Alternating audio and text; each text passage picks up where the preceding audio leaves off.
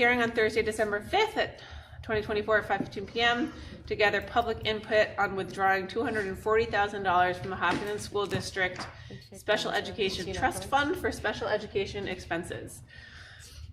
At this meeting, following the hearing, at our school board meeting following the hearing, we will vote on the following: an action item regarding the withdrawal of $240,000 from the Hopkinton School District Special Education Trust Fund for special education expenses. We have any more commentary from the district? Rob kind of teed it up last week, or Yep. feels like last week, but it was a little while ago. We are upside down in our special education costs, specifically in transportation. So we thought it was appropriate time to access those funds to help offset those costs that were not budgeted for at this time last year. It's about as straightforward as I can get on those. Okay. Did I miss anything? You should not. Okay. Any questions from the board? And even with this withdrawal, I still believe we're upside down at least another 200,000. Yes. So this is just sort of And for the clarification, for people who might be watching this now or later, upside down means? upside down means we owe more money than we have Correct. budgeted for special education. Yes. Due to unanticipated costs. Thank you. When do we plan on having a discussion about possibly replenishing this?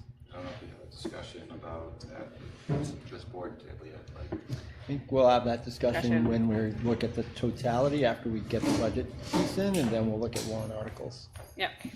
okay. That's typically our pattern, right? Yeah, I just want to make sure that we have that discussion. Okay. Yeah. We're getting there either tonight or in 2 weeks. Okay. Yep. Awesome. Okay. Any questions about either the fund or the withdrawal? Public comment. Okay. We are open for public comment. If you would like to come up, please state your name, address, and 3 minutes. No? Okay. All right. No? Okay. Nope. All right. All right. So with that, I will make a motion. I motion to withdraw. You gotta do that at the board meeting? You're gonna close this. Okay, great. Sorry. Thanks, This is guys. just to get the comment. Yep. Yep. You're what? Just close the comment? I said this is just to get the comment. Yeah. Okay, cool. Great. All right, then we're going to go ahead and close the public hearing. We will stop and then re-meet at 5:30 for the school board meeting. Great job. All right, now you got it. All right, I'm going to go to Monica. Hey, Mike, I got a procedural question. Yeah.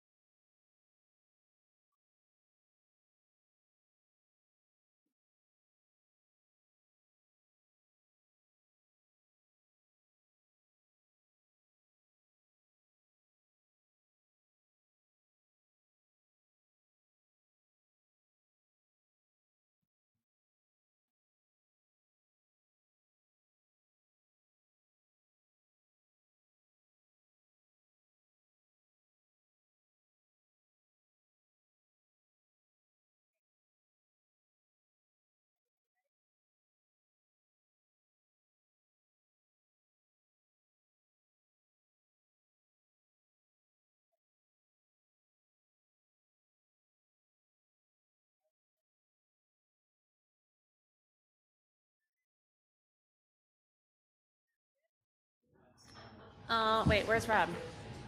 Socialize, No, he's just chit-chatting. Pulling a noise. I know. All right, you ready? Old chappie, he's a little overdressed. Uh-huh. More overdressed than his dad ever was. That's what I said. I said Shape doesn't even wear a sport coat. Okay. All right, everybody. Let's do it. Welcome to the December 5th meeting of the Hopkinton School Board. Welcome to everyone. I am here with Rob Nato, Jonathan Cohen, Norm Goupel. I'm Dulcie Mandelpoma, Michael Flynn, our superintendent, Laura Taylor, our assistant business administrator, Jody Condon, our board secretary, Flo Daffis, our marvelous student rep, and Matt Stone, our director of technology. Let's go ahead and stand for the Pledge of Allegiance. I pledge allegiance to the flag of the United States of America and to the republic for which it stands, one nation, under God, indivisible, with liberty and justice for all. Okay. We have 2 sets of minutes to approve, one for November 7th and one for November 21st. Do I have a motion to approve our minutes? I think you're gonna have to do them in two 2 different sets? ones. Yep. Yeah. Okay, let's do the one for November 7th first. Yeah, I'll make a motion that we approve the minutes for November 7th. Second? Any discussion? All in favor? Aye. All opposed? Great. And for the set of minutes for November 21st, I have a motion to approve. He wasn't there. Here? Yeah. So moved. Or Yeah, second. great. And all in favor? Aye. Abstain, great. We now have our first public comment portion of the evening. If you would like to come on up, anyone can do so. Please just state your name and address and keep it to 3 minutes, please.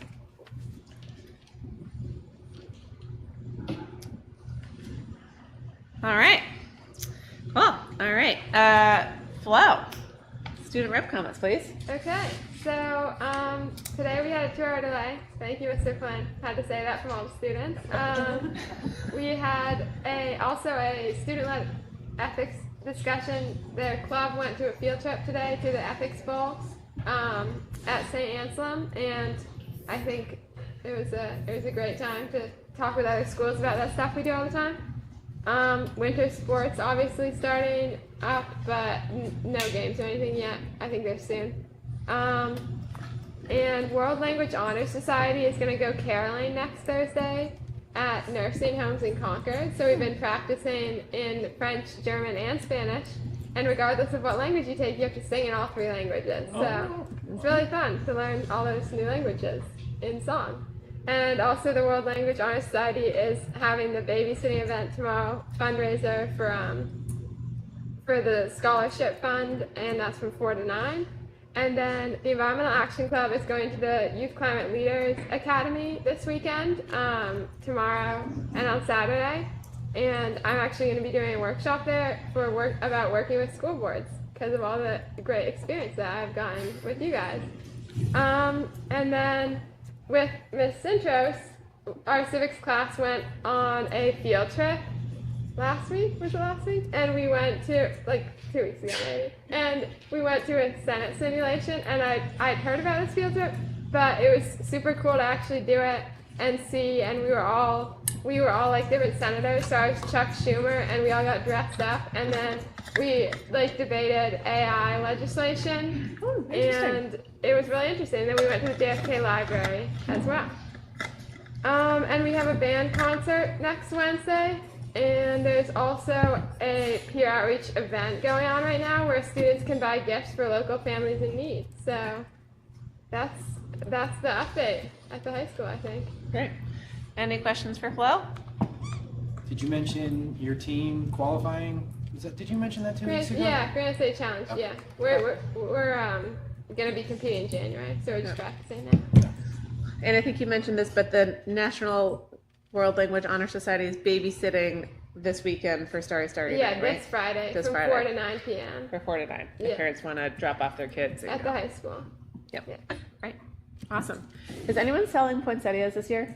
Did you say that? Oh yeah. Junior class Yeah, was- there's the wreath fundraiser Okay. and I think poinsettias. it's. I think it closed. I think it closed though, because Yeah. I think they're delivering them. This week, actually, or next, Okay. yeah, I think. Yeah. It was on the website. Okay, great. All right, cool. Thank you, Flo. Any board comments? Just happy that it's flannel season. That's all. Welcome, My welcome. favorite color, plaid. Uh-huh, that's right. Yep, Jonathan? Just happy Rob's happy. It's always great to see Rob happy at the start of the meeting. Yes, okay. Let the minutes reflect that. All right, any other comments for you, Norm? No, it's just nothing. All right, great. All right. I will hand it over to you, Mike, for student highlights.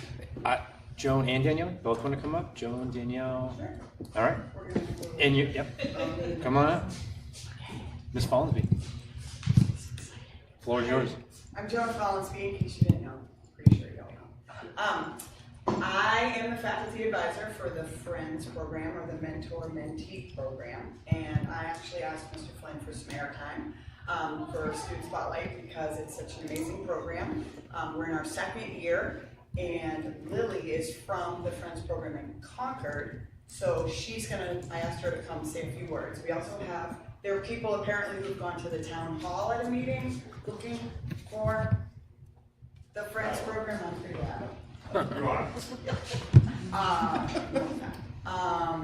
So there's other people coming. They're at the town hall right now, so I just said, send them here. But we have two of our mentees, and then we have a lot of our mentors, and one of the dads or the kids are gonna speak, right? About their experiences and things like that, so. Great. Yes, Lily. Hi, so my name is Lily Wellington. I'm the Director of Volunteer Programs at the Friends Program. And we have been operating a youth mentoring program since 1975. And we were approached by Hopkinton, Danielle, there she is, she's hiding, to see if there was a way that we could revive a mentoring program in the Hopkinton School District. And we're always up for that. We want to spread mentoring. We really believe in the power of relationships. So that's what this is all about. And in our first year, we had really robust interest from the high school students. We were able to match them with mentees, elementary aged school kids. The idea being that once a week, they come together for the intentional purpose of forming a relationship. There is nothing purer than that concept, devoting time, screen-free, to connecting. So over the last 2 school years, these mentors have been connecting with their mentees once a week for 1 to 2 hours, and they have grown into these really beautiful relationships. So we know that the power of relationships, it has a ripple effect for a child's life, but this also impacts the mentor, right? So this is a brilliant learning opportunity for a high school student or even just anyone in the community to take some time out of a really busy schedule and just have fun and connect. So there is no greater testament to the joy of a program than having this many mentors show up in support of a really amazing, I think, both personal experience, but an educational experience as well. So we're learning a lot of problem solving, patience, and just fun. Awesome.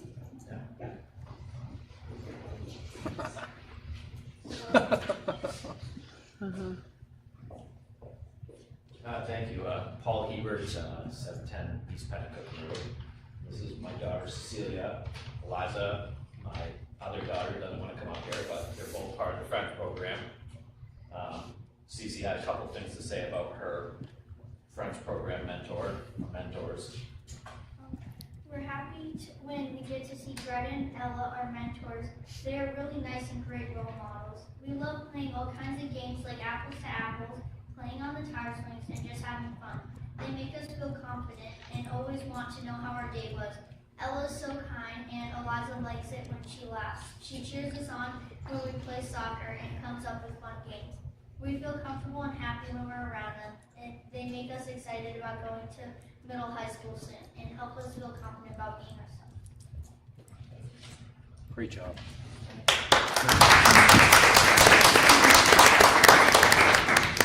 So what I'd like to add as a parent, as a single dad raising daughters, I've come to deeply appreciate the critical role that positive female mentorship plays. and the development and the importance of role models who reflect the values and experiences I hope to instill in my children. For young girls, having strong, compassionate female mentors like Greta and Ella help my daughters develop confidence, self-worth, and a vision of what they can achieve. As a single father, it's worth noting I have my own unique set of challenges. While there is numerous programs, there's my support right there. While there are numerous programs and societal support structures designed to assist single mothers, there is little targeted for single dads. Single dads often navigate parenthood without the same level of community or institutional support afforded to single mothers. This can be especially challenging when raising daughters. There are aspects of their growth and development, physical, emotional, and social, which deserve a perspective different from mine. That's why programs like Friends are so important. Joan Follansbee, Greta, and Ella have filled a vital role in my daughters' lives. They've given Cece and Eliza trusted female role models who show empathy, kindness, and respect while inspiring them to be confident, curious, and kind. For my daughters, Wednesdays with their mentors aren't just another activity, they're a beacon of consistency, joy, and growth. Out of all the camps, sports, and programs they participate in, this is their favorite. And I'm one of their soccer coaches, so. They feel valued, heard, and cared for, and they eagerly look forward to seeing their mentors each week. The Friends program has helped bridge a gap that is difficult for single fathers like me to fill. It has brought stability and encouragement to my daughters' lives in ways that I couldn't have done alone. For that, I am incredibly grateful. Programs like this make an immeasurable difference, not just for my children involved, but also for the families they touch. Thank you. Thank you.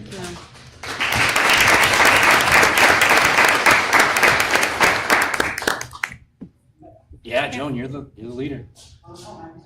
Any students want to come up and speak, or? Do the big kids want to come up and say something? Can I ask Cece a question?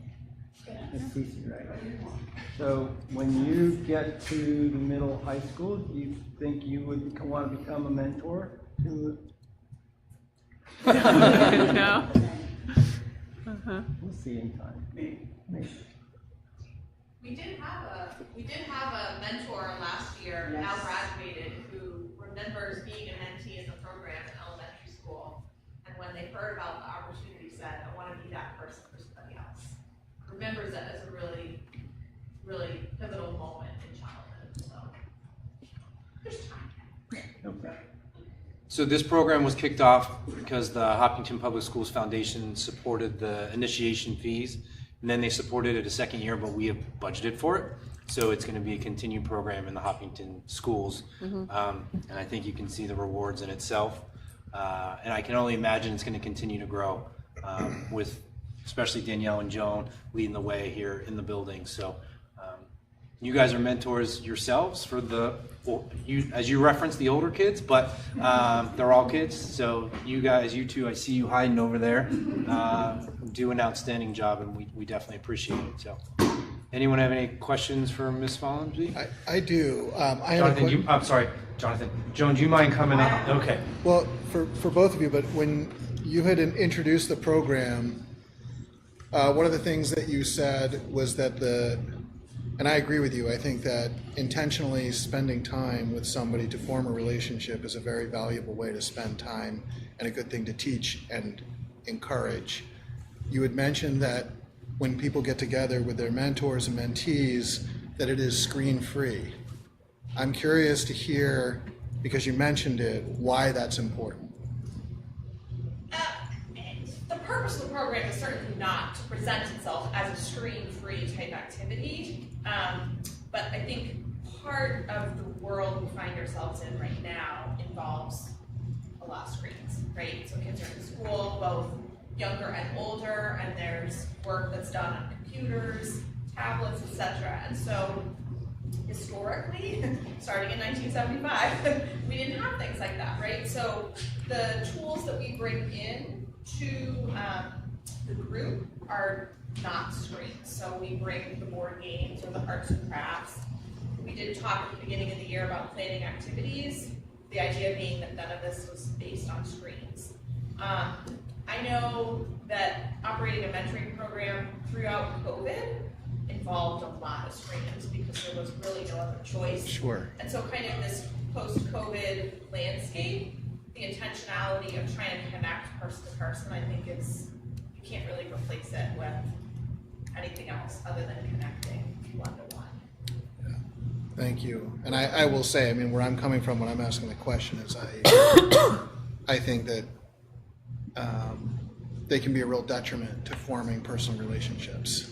Yeah. So it makes a lot of sense to me, and my ears perk up when I hear Yeah. that that's an It can- intentional it can be aspect. distancing. Yeah, yeah. I've also found that, and I'm sure teachers might agree, the attention spans post-COVID are pretty limited. So keeping kids engaged, right, with activities that are fun while the relationship is getting going is really important. Yeah. Because you might need a new activity much more frequently to Yeah. keep interest. Thank you. And the one other comment I wanted to make to our speakers is, you know, public speaking is a very scary thing, and I think that you both did very well in doing that. That's a difficult and scary thing to do, so nice job.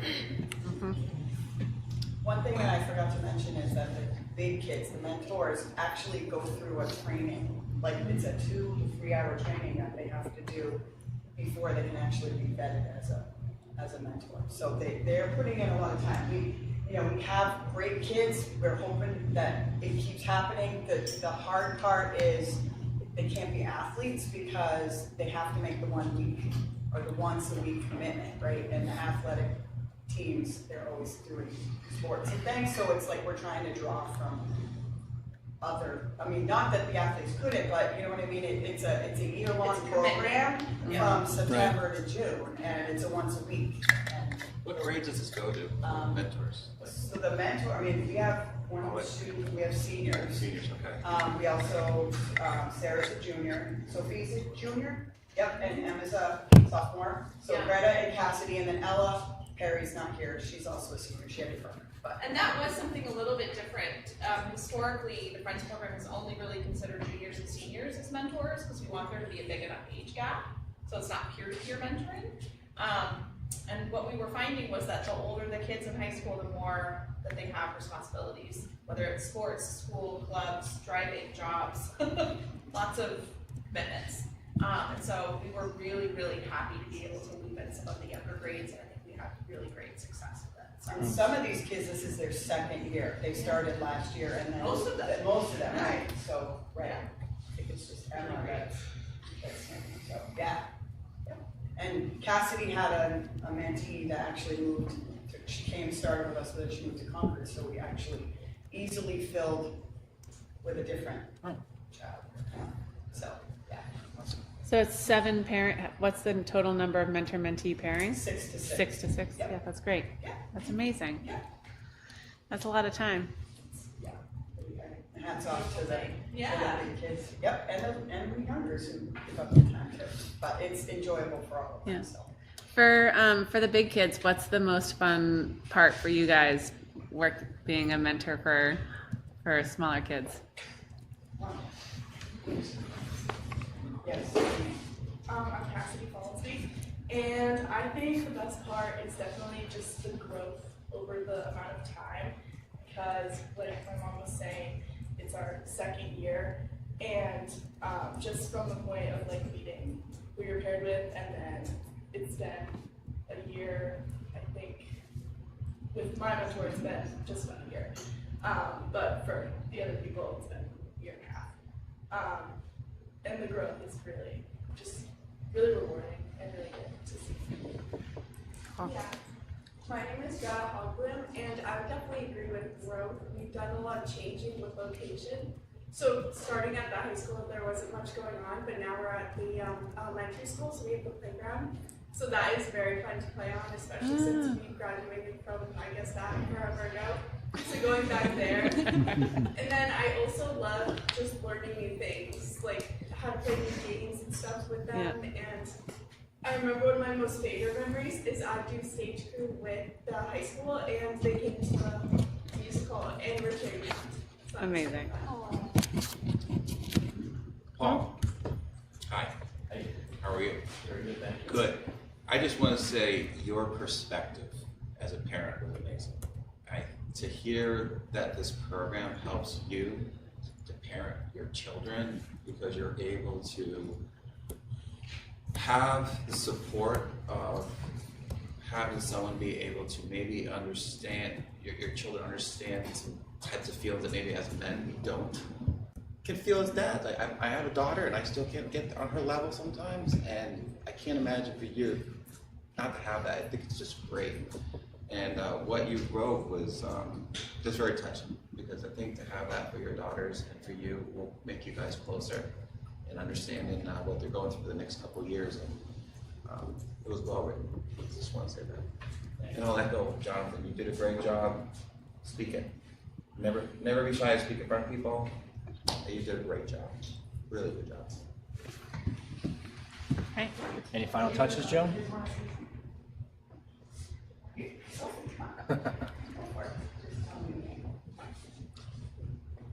Hi, I'm Sophie Foster Canfield, and for me, this year is a bit different from the other mentors, because my mentee from last year actually moved to Florida.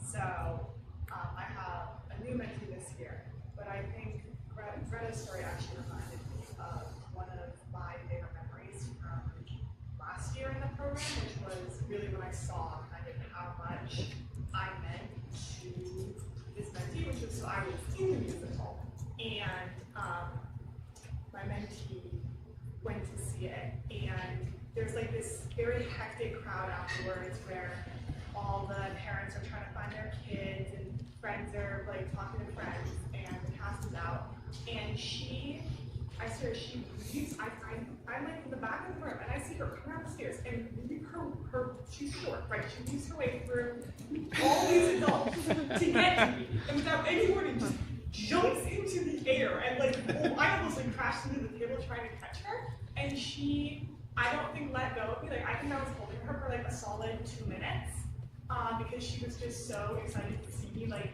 outside of the mentoring hours, and I think that just really like stuck with me as like, wow, like I'm actually making a difference in this child's life. And yeah. Do you still keep in touch with them? We're house. Good. Awesome. Amazing. Well, great job, guys. Thank you. We appreciate it. And what you just said, it's so crazy that you think you're impacting their lives, but they're impacting yours. And back to the core value of relationships go a long way in life. So I think you forged a couple strong ones, and ecstatic that this is going to continue on in Hopkinton. So thanks, Joan. Thank you guys. Thank you guys. This is wonderful. Can we do a photo? Oh, yeah. Oh, yeah, pictures. So you're stealing my job.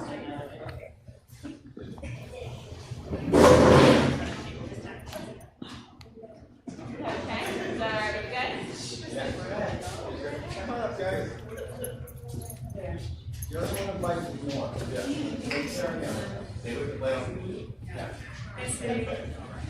Good, right there. These are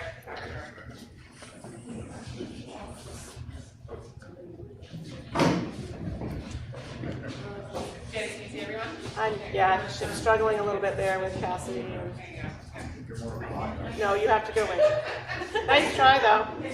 There you go. Nice try. 3, 2, 1. Great, thanks guys. Thank you so much. Thank you.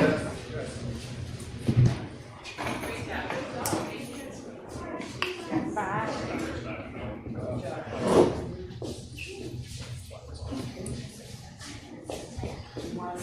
Oh, I started meetings off with a good. I know. More feeling. Well, it's okay, because you'd just be sitting at home listening. All right. Cool. Yes, and if people don't want to stay, I mean, everyone's more than welcome to stay for as long as they want. But if you would like to leave, obviously leave at any point. Thank you guys so much for being here. Awesome. All right. Next up, we're going to hear from Jake about Yeah, Mr. Mr. Morrell's going to come up. We've had some exciting work going on within the school district. He is going to be reporting out on his progress that he has made along with the team that he's been working with. Yeah, Absolutely. go ahead. That'll be the hot seat all night.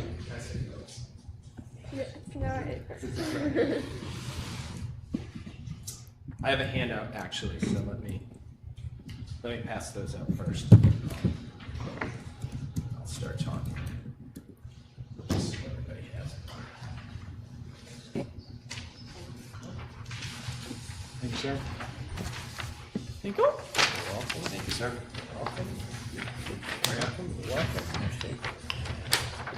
Anybody? I have extra copies. Would everybody?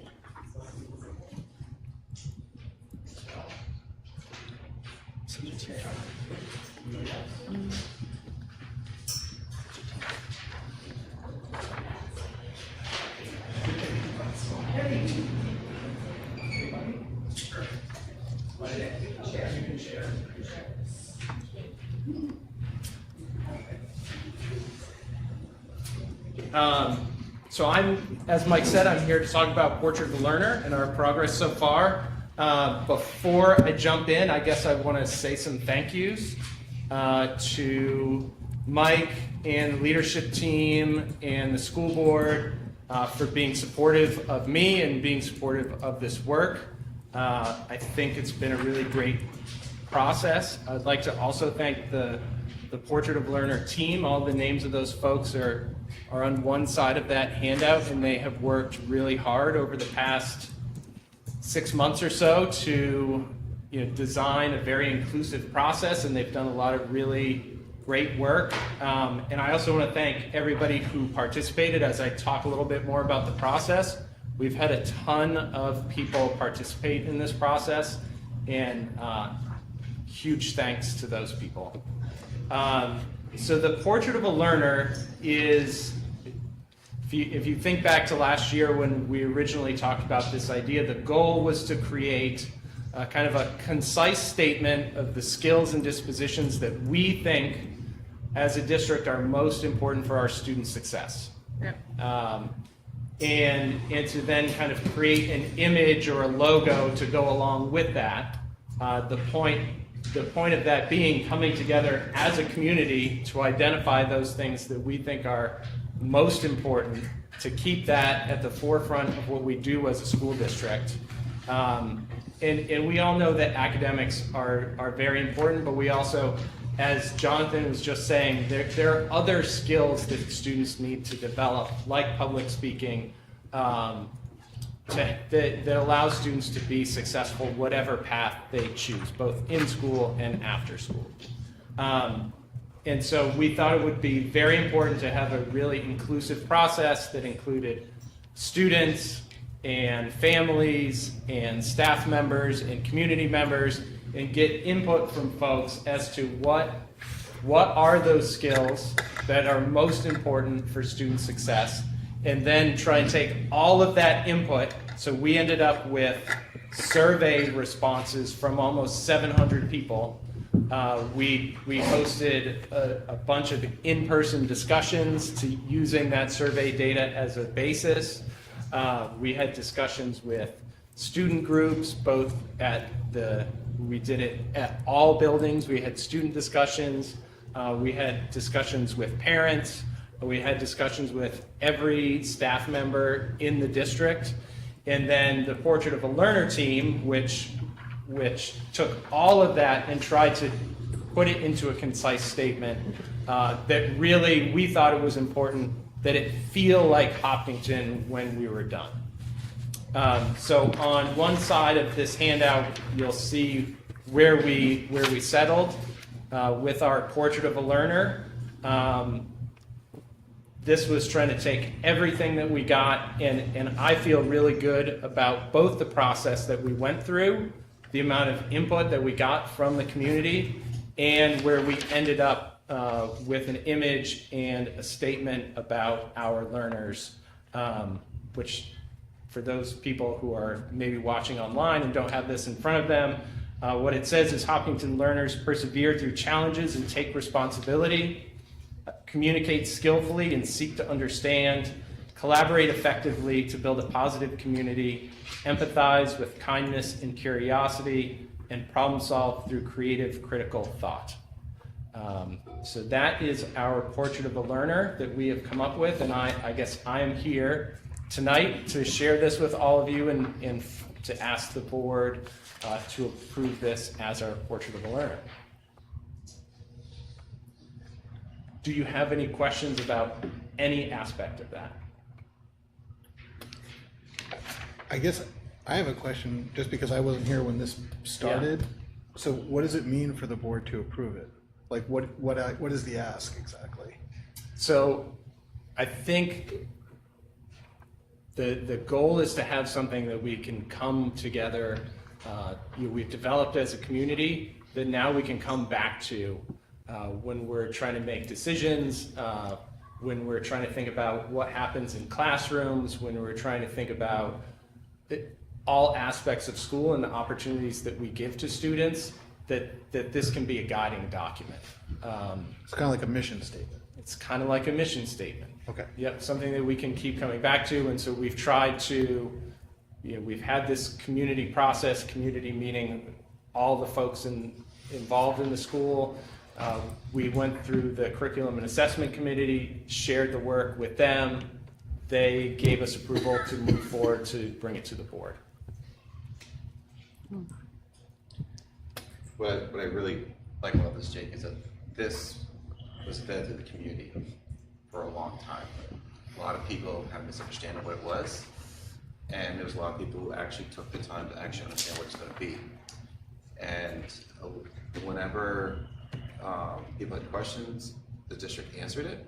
I provided them with the survey, how to answer and all that, and it was great that it wasn't just your team making this, it was the community.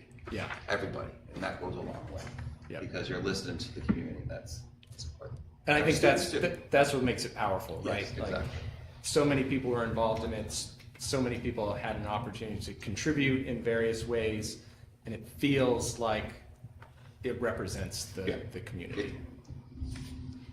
And we've had, part of what we did was we developed a prototype, and then, had students look at it, had staff look at it, had parents look at it, and overwhelmingly the response that we got from folks after looking at what we had developed was, that they really thought it aligned with their own values and represented the data that we collected along the way. Yeah. And folks just were very positive about what we came up with. You want to go? So first of all, I think the process that you followed was terrific. As I'm looking at this, I can't help but think back to a PD opportunity that I had probably 15 years ago, where I went to a company called Videology, and the goal was to interview people from the person who opened the door in the morning to the person who owned the place, and ask them a simple question: what skills do you use every day that you learned in high school? So I interviewed about 15 people over the course of the day, and not a single person said, "Wow, that inelastic demand really came in came in handy for me," or my polynomials. That was the things that you capture here are all things that bring me back to that, because these are the things that people talked about as the skills that they use. And I think sometimes we get so caught up in the test scores and how you did in a certain subject, when really 10, 15 years down the road, these are the things that make you a good colleague, a good person, an employee that people want to work with. So I think this is an outstanding thing to remind all of us about the skills we want to see, not just in our students, but in ourselves. So thank you. Jake, I'm going to ask you maybe a little bit more of a challenging question, but we've talked about how this is just the beginning, right? And Rob, you kind of teed it up. Where I was going is, but how does this correlate to what we're already doing, right? So as a math guy, I always say as a math guy, how does persevere, communicate, or collaborate work in math? How does it work in the classroom? And you can give a macro view, you don't have to give micro, but we're already doing academics. Right. How is this only going to enhance if we're going to have areas of focus within math? Yeah, I mean, I think that this is a starting point, and I do think that a lot of these skills and dispositions are already being represented in classrooms.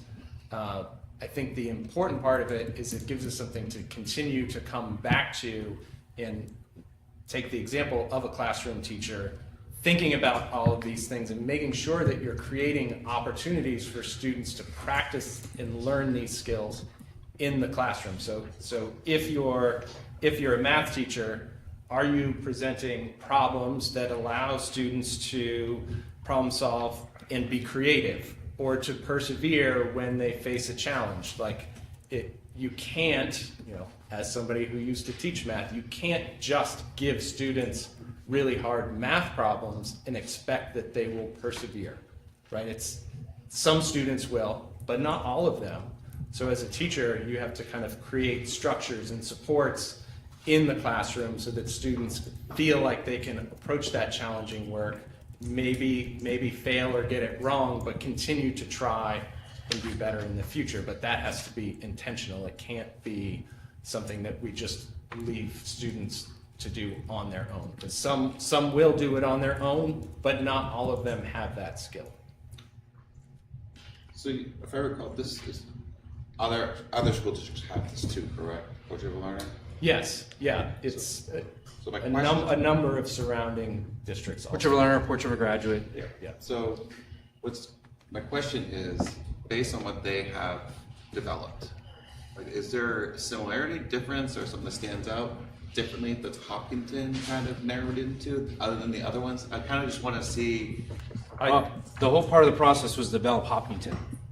Yeah, I'm just kind of curious the difference, Oh, I'd say that's, if you want to try, but I would say that we didn't even look at others to compare. Oh, It was all continual conversation being brought to what's best for us, unless I'm missing the question. Well, but I would say, like, if you look on the Portrait of a Learner section of the website, Yeah. Jake did a great job of putting a graphic up that shows all the things that the survey respondents rated. And Jake, you should correct me, but like, if you look at this, people really cared about critical thinking and growth mindset, which isn't directly reflected here, but like our version would be problem solving, right? And so it's like picking up on those values, or character, which Jake and I had a conversation about this.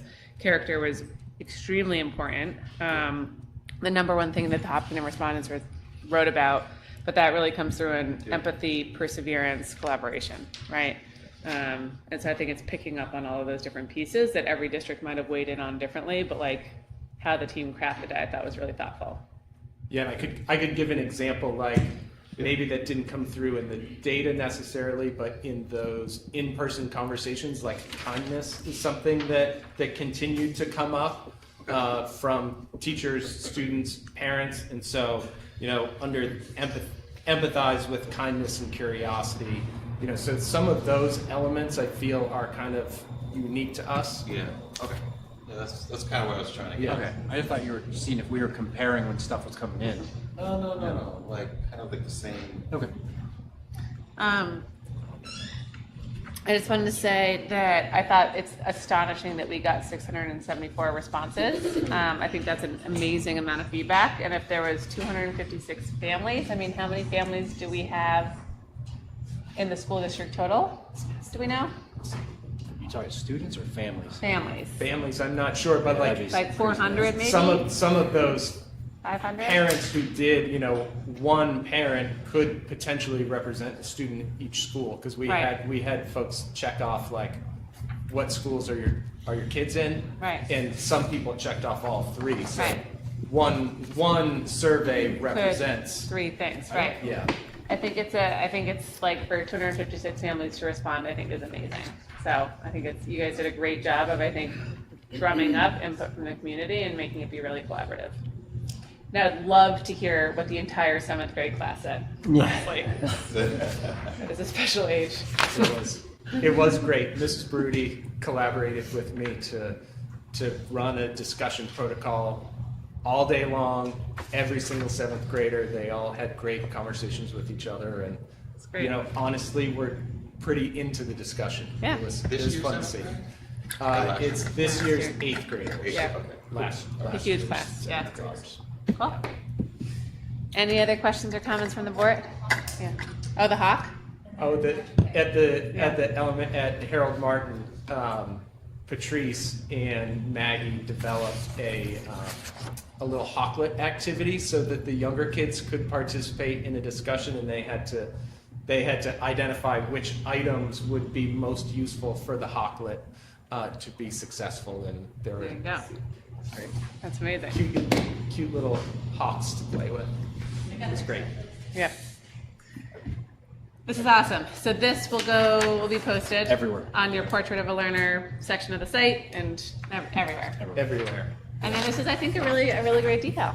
That, for example, if we want to make sweatshirts. The graphics are awesome. Yeah. I think Make a- Rob alluded to, I think what he was trying to, what I got what he said was, it's just not for the students, it's also for us. Correct. Us. And that is This something. goes a long way with a lot of people. Yeah. We heard a lot from students that they wanted adults to model Yeah. these things for them. Yeah. So I'm gonna make a motion that the Hopkinton School Board approve the portrait of Hopkinton learner. Great. Second. All right. Any discussion? Thank you, Jay. Thank you. All right. All in favor? Aye. Any opposed? Great. Thanks, Jake. Very much. It's only the beginning. It's Okay. only the beginning. Yep. Do we want to keep Jake up here for? Might as well transition. Feels like you want to go right into Yeah. middle high school? Yep. So I will jump into our school report. Everybody has the report that Chris put together. Chris is coaching basketball at the moment. He's sorry that he couldn't be here. I'll just say, I think a theme of a lot of the things that has been going on at the middle high school is student voice. I was actually at the Krista McAuliffe Technology Conference the past couple days, and I presented today on student voice. And I think if you look through these things, it's been a focus for Chris and I, but it's also clearly a focus for our faculty. We've got like an awesome faculty who's doing so many things to give students voice and not just have experiences in the classroom, but to have experiences outside of the classroom. At the beginning, Flo went through a bunch of things like the caroling and the SLED Ethics Bowl that are giving students an opportunity to honestly practice some of these things from our Portrait of a Learner, but also, to be leaders and to be the ones who are, talking about really important things. We have Mark Rosskamp, math teacher, is taking a group of students to a youth climate leader academy tomorrow, which is really cool. He's going to take a busload of kids to Vermont to participate in that leadership academy. And so I just am so impressed by our faculty and the things that they are doing to give kids a voice and give them these opportunities. So for me, that's kind of the big theme of this report. I also wanted to give a shout out to our custodial staff, which is James Terrio, Joe Case, Michael and Dawson, Brandon Chaffee, John Connor, Matt Hollins, and Joe Parent. James Terrio has been working really hard with basically a brand new team in our school and trying to do some things differently and get creative and work on the teamwork of the custodial staff. And the building looks amazing. We've had 2 winter storms, which is a tough time for them, and the building still looks great. And James has done an awesome job training the new folks and really getting a good thing going at our school. So I wanted to give all of them a shout out. Awesome. Well, Hey, can you tell me a little bit about the student agency project? I'm not familiar. Yeah, definitely. So that is a group that I am working with. There's a grant-funded program through the New Hampshire Learning Initiative to provide training for student leaders, and the idea is that a school administrator will pull together a group of students, give those students some training, and then work on a project that will directly affect the school. So students and myself collaborating to identify something that we can work on and then actually do that project. So we have been meeting regularly. I meet with those kids every other Monday, We've been to Concord for a full day training, and the trainers are actually going to come back and work with just our group in our building on December 18th. And what that group has been working on so far is thinking about how we would take our Portrait of the Learner and actually implement it and make it a reality in the district. Right now, the group has a bunch of ideas from like celebrating students and staff who are exemplifying the Portrait of a Learner, maybe like some swag to go along with Portrait of a Learner. So they're coming up with some ideas, and then we'll kind of narrow those ideas down and pick something that we can work on. It's all high school students. It's mostly 10th graders, thinking that they still have a few more years in the district, as well as some juniors and seniors. Thank you. Yep. Do you need, I'm guessing that for the career day preparations that you don't need any other presenters? Are you guys good there? Is Beth good there? I actually think we are really good Great. with presenters, which is amazing. Beth had like a huge positive response from Great. the community for presenters, and she's just working on getting all the rooms situated and all that stuff. So yeah, the response was amazing. That's awesome. And can we talk a little bit about the news club? Sure. That's amazing. Yeah. Have we ever had one before? I don't think so. I'm looking. Rob, I do you don't remember think a news so. club? The closest thing we had to a news club was when we would take the newspapers and literally put them on the wall in the hallway. Right. But We not, still not have a club. newspapers. It still happens. Remember Yeah. doing newspapers? No. You weren't, yeah. No. So it came up, that came out of Student Advisory Council, which is the, all of the class officers, Flo and Noah, meet with Chris and I, Yeah. and the students bring the agenda items to us, and that was something that came up in that group, and there was a lot of excitement among the students to develop like a news club. The idea was that they would actually make a newscast that could then be played instead of like the daily announcements. Yeah. And it is actually starting to like gain some traction and momentum, and I'm hoping that soon we'll actually have a newscast. Is it gonna be like daily or weekly? I think, do you know initially? I don't think it's going to be daily initially. No, they're thinking maybe like every week or every week. Okay. So, It's funny. We did a daily one at Timberlane, Yeah. and we yeah, we get streamed. a lot of kids. We did, and we streamed it out. So morning announcements was on Yeah, the that's projector cool. coming through. Yeah, Yeah. It's a lot of work. ton of work. It's I a feel lot like of we work. also don't have that much stuff happening. Yeah, we had a green screen and we had everything. Yeah, and we also have a student. No, we have a student who comes from another district where he was in a news club, so he has a lot of experience. And Nice. That's he's amazing. happy to lead it. That's great. Next time I have to make a weather call, maybe we can do it together. That's right. This is amazing. 4:30 in the morning. 4:30 in the morning. Right. Hey, newscasters get up early. Any other questions for Jake? No. Do you know if the UMass little tour went to the plastics lab there? They have like an amazing plastics facility I'm there. not sure. Okay. They should in the future. But yeah. If Danielle was still here, we could ask her. Yeah. I know. Oh, all right. How big is the student council for that, like 7th to 8th grade that we have right now? The student council or the student advisory? Ooh, good question. It's different. There's a lot of people I hear go to that, and I just don't know. Yeah, I'm not sure how many kids are in that actually. I couldn't give you a number for middle school. In what? Student council. Middle Oh, school yeah. student council. Okay, I was just curious. Good. All right, cool. Oh, thank you. Yep.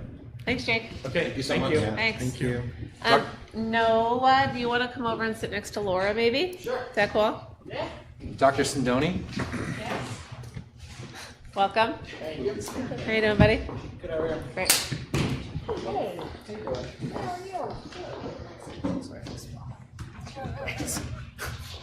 All right. All right.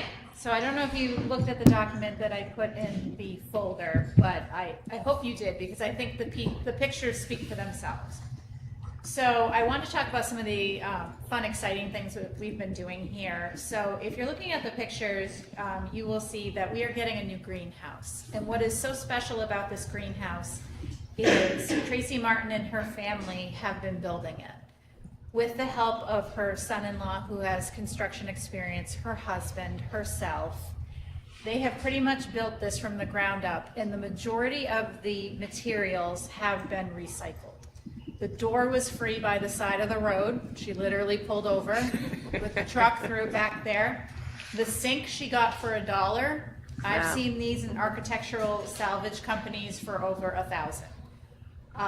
The windows were donated, and it's amazing.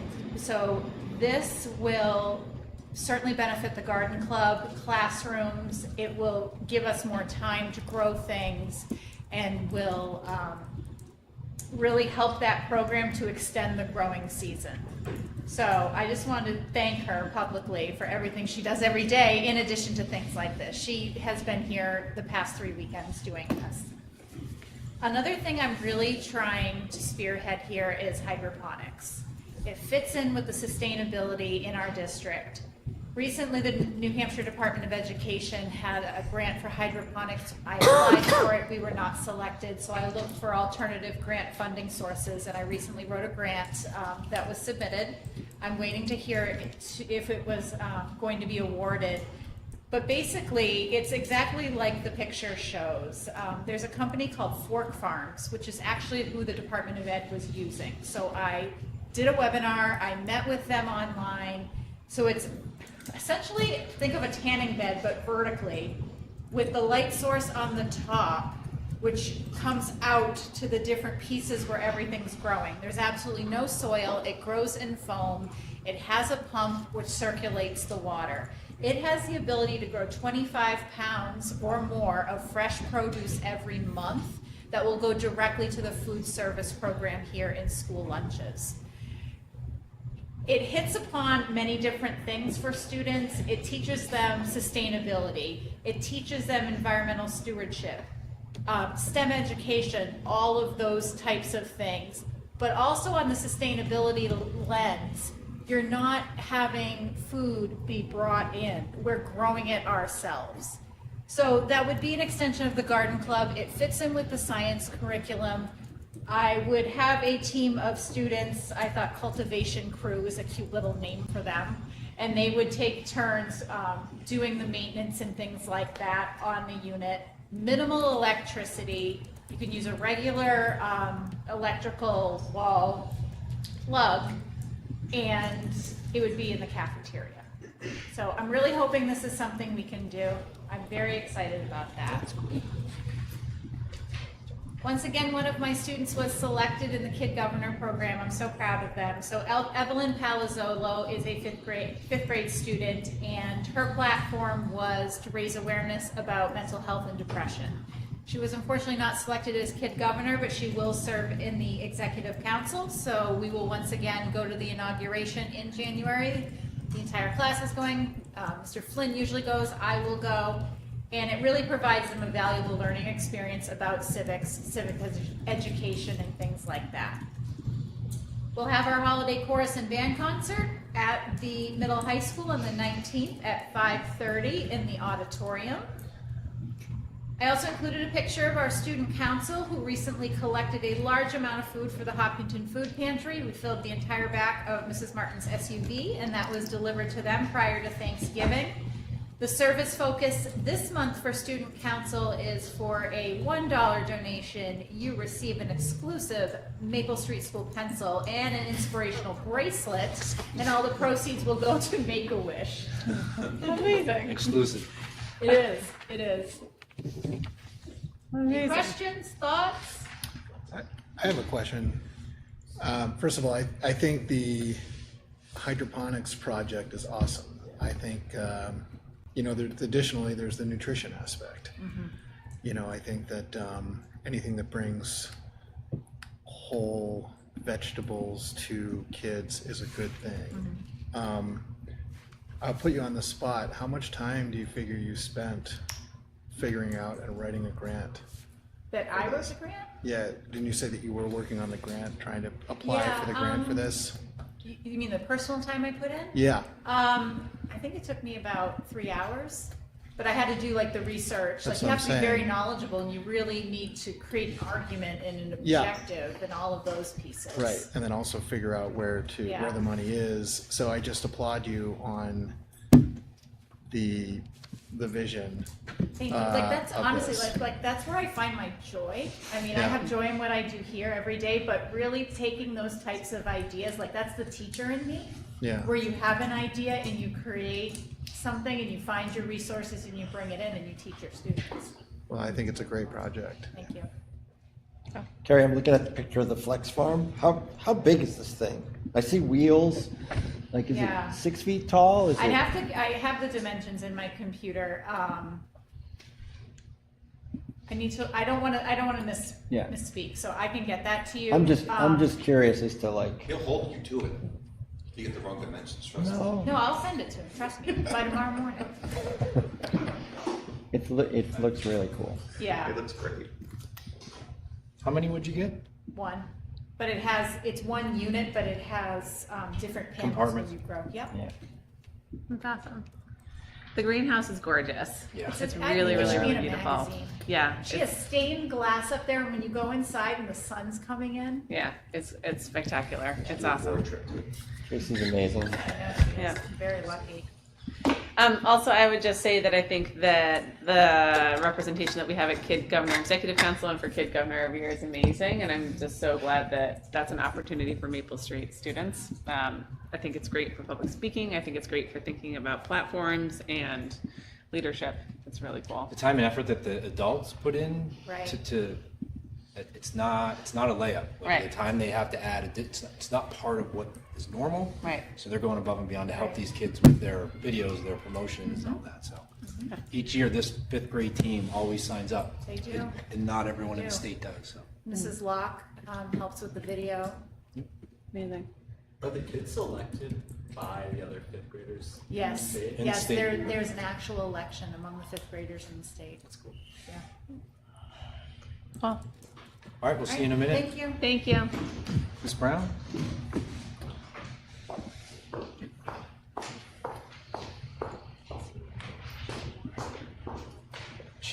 They're gonna come back. Amplify after. So we'll talk about it all. Okay. All right. Okay. So I too included pictures in my board report because if you receive the nest, I also very much love to share anytime I can pictures of our students doing all the things that they were doing. Today I had to go all the way out to the sledding hill. I did not have snow pants on, but they insisted I got a picture of their forts and their snowmen because they might not be here tomorrow and they wanted them in the nest. And so I went out there, I had my snow boots on at least, but I then found out that if one student throws a snowball at you and you're that far out in the field, they all will quickly throw snowballs at you, and you must run really quick. And I ran fast, it was a little slippery, I lost a couple battles, but I threw a few of my own, so I felt like it balanced out. I'm really excited to share this board report because our fall has been filled with activities that involve the community. And I think at Harold Martin, one of the things that came up in the Portrait of a Learner was being kind, but also being a citizen of the community and being part of something bigger. So my board report, I talked a little bit about Fire Prevention Week, which is my favorite week of the year because the fire trucks come, all the firefighters come, the kids get to go on the trucks and there's sirens and you climb ladders and they learn all different facts about what to do in the event of an emergency in a way that's appropriate for them. So my favorite piece is, every year they tell the students that if they're ever trapped in a fire in their bedroom to take all their stuffed animals or anything they can find and throw them out the window, because then one of the firefighters walking by will find something that doesn't belong outside and realize that there's someone above that they need to go rescue. Which is always such an interesting fact, and the kids remember it, and they tell me each year, we have to throw our stuffed animals out the window. I'm like, okay, yes, throw your stuffed animals out the window. We also practice tackling firefighters, because we don't want the kids to be afraid of what they look like with their masks and the breathing and the oxygen. So they are great sports. They dress up and they crawl around on the ground, and then kids run at them and tackle them, because that's what they want them to do in a real event. So Fire Prevention Week is always a lot of fun. We also have the Lions Club come in and visit each year. They come and gift the 3rd grade dictionaries. All the kids get to keep their dictionaries. We have a fun time of figuring out what the longest word is, using the reference materials in the back of the books. in an age that is so digital for so many things, it's really cool to watch the third graders get this big dictionary and like flip through. Sometimes they're looking for, words I don't want them looking for, but that is also part of exploring the dictionary and having fun. So we're really thankful for the Lions Club to come in, and that is part of their promise for promoting literacy and curiosity. We also held a Veterans Day assembly this year out on the front lawn, and that we do Veterans Day, Memorial Day, and Flag Day all out on the front lawn. And each time we invite local members of the community to come be part of it. So we had members from the VFW this year and our own Miss Jerome, who was a veteran, all sat and told us a little bit about why they joined the service, what that was like, and what that meant for them as part of the country. It was really a great experience. The kids performed, the kindergarten led the Pledge of Allegiance, and then each grade level did a different piece. A fun side note to that is there was a child or two that was confused when we got to the Veterans Day assembly because there were no animals. They had not put together, when they said vets, that we did not mean animal veterinarians, that we meant veterans. So that was a kindergarten moment that we were like, oh, what just happened there? But it was very adorable and a great little laugh for us. And then we also did the Thanksgiving food drive this year as part of rounding out for that community piece. Each year we contact the Hopkinton Food Pantry and ask what they need. Most regularly they want us to do fresh produce so they can round out their Thanksgiving baskets. So students came in with some great potatoes and carrots and pomegranates. It's also a really interesting conversation with students as they're coming in and they're seeing it, because there's fruit or vegetables that maybe they haven't seen in that form. So it's a really good kind of learning opportunity to talk about, well, what would you do with this and how would you use this at your Thanksgiving dinner? So those are kind of some of the cool community-based things that we had going on at Harold Martin this fall. Coming up, we have our winter concert on December 18th, which is really exciting. That is going to be at 1:30 for kindergarten and first grade. And then we're trying something new this year. We're trying a evening concert at 6 for second and third grade, and that's really in response to, we heard from a lot of families last year that having concerts 2 days in a row at the same time and trying to leave work 2 days in a row was too much for them. So we're really trying to be accommodating for all the families, because we know everyone wants to participate and see their students. We will have the live stream option as well. Smiling and Matt. So we will have that going on as well. We'll have a preview at our board meeting. And you'll have a preview the night before your board meeting. So That's right. You'll be ready to go. Yes. And then we have Cocoa Calm Day coming up on the 20th, which is just a fun day where Miss Kleiner and I walk around and give everyone hot cocoa, and we read books and we sing songs. We're doing it on the last day before the holiday because that felt like a great time to celebrate as a school community. So. Amazing. Any questions for Ms. Brown? So kindergarten and first is at 1:30. 1:30, and then second and third is at 6. Yep. Yes. Okay. Yep. It's one busy day, but hopefully doesn't impact people professionally as much as it has In the past. Yeah. I have also heard about the stuffies at the windows for years at this point, and I think it's one of the greatest developments in fire safety for children, because that wasn't a move when I was a They kid. all remember it. Always. Throw your stuffies out the window. If Yep. I ever get stuck in a fire, I'm throwing my stuffies out the window. And I think the fire safety that Harold Martin does is exceptional. I heard about this happening once, that there was an epic moment where the Harold Martin announcements once got piped through to the Hopkinton Middle High School. That is. And I really feel like in the spirit It was of totally intentional. Totally, 100%. But that we should think about ELF and maybe consider having the Harold Martin kids carol over the intercom at the middle high school, because I think it's the cutest thing ever.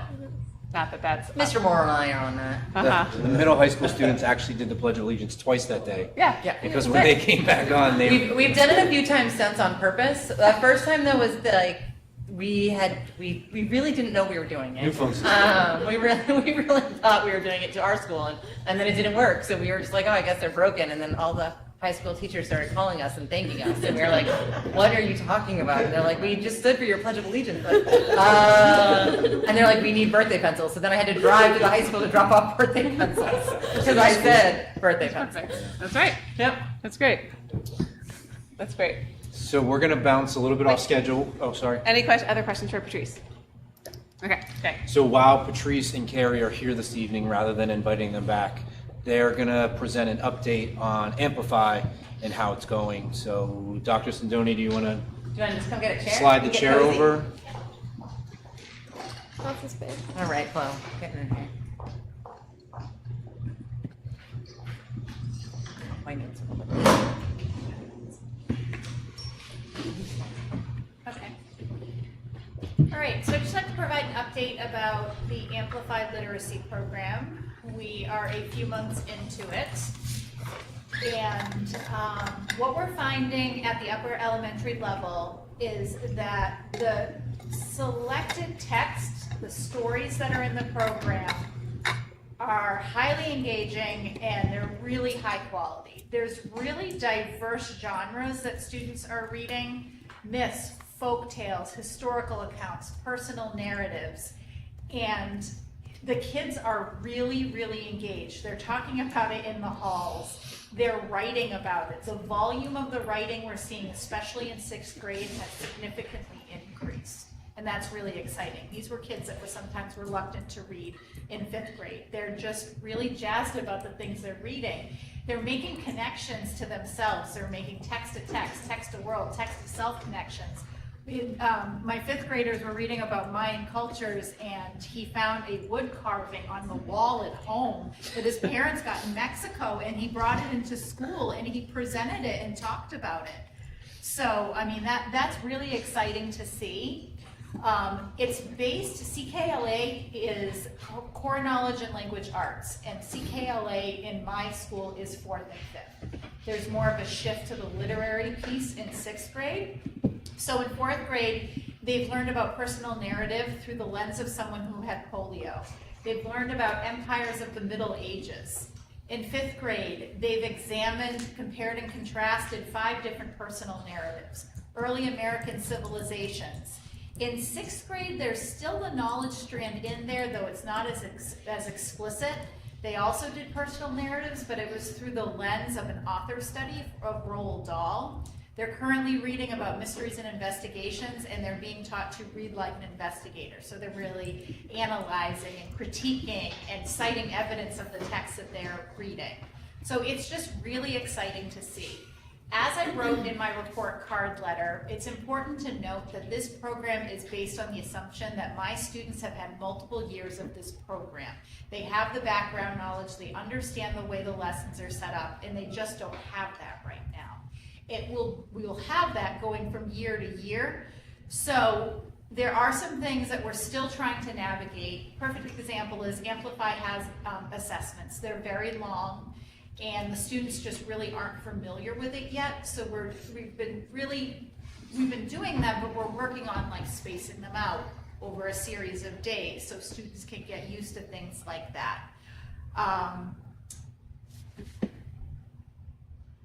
That's really, I went through everything.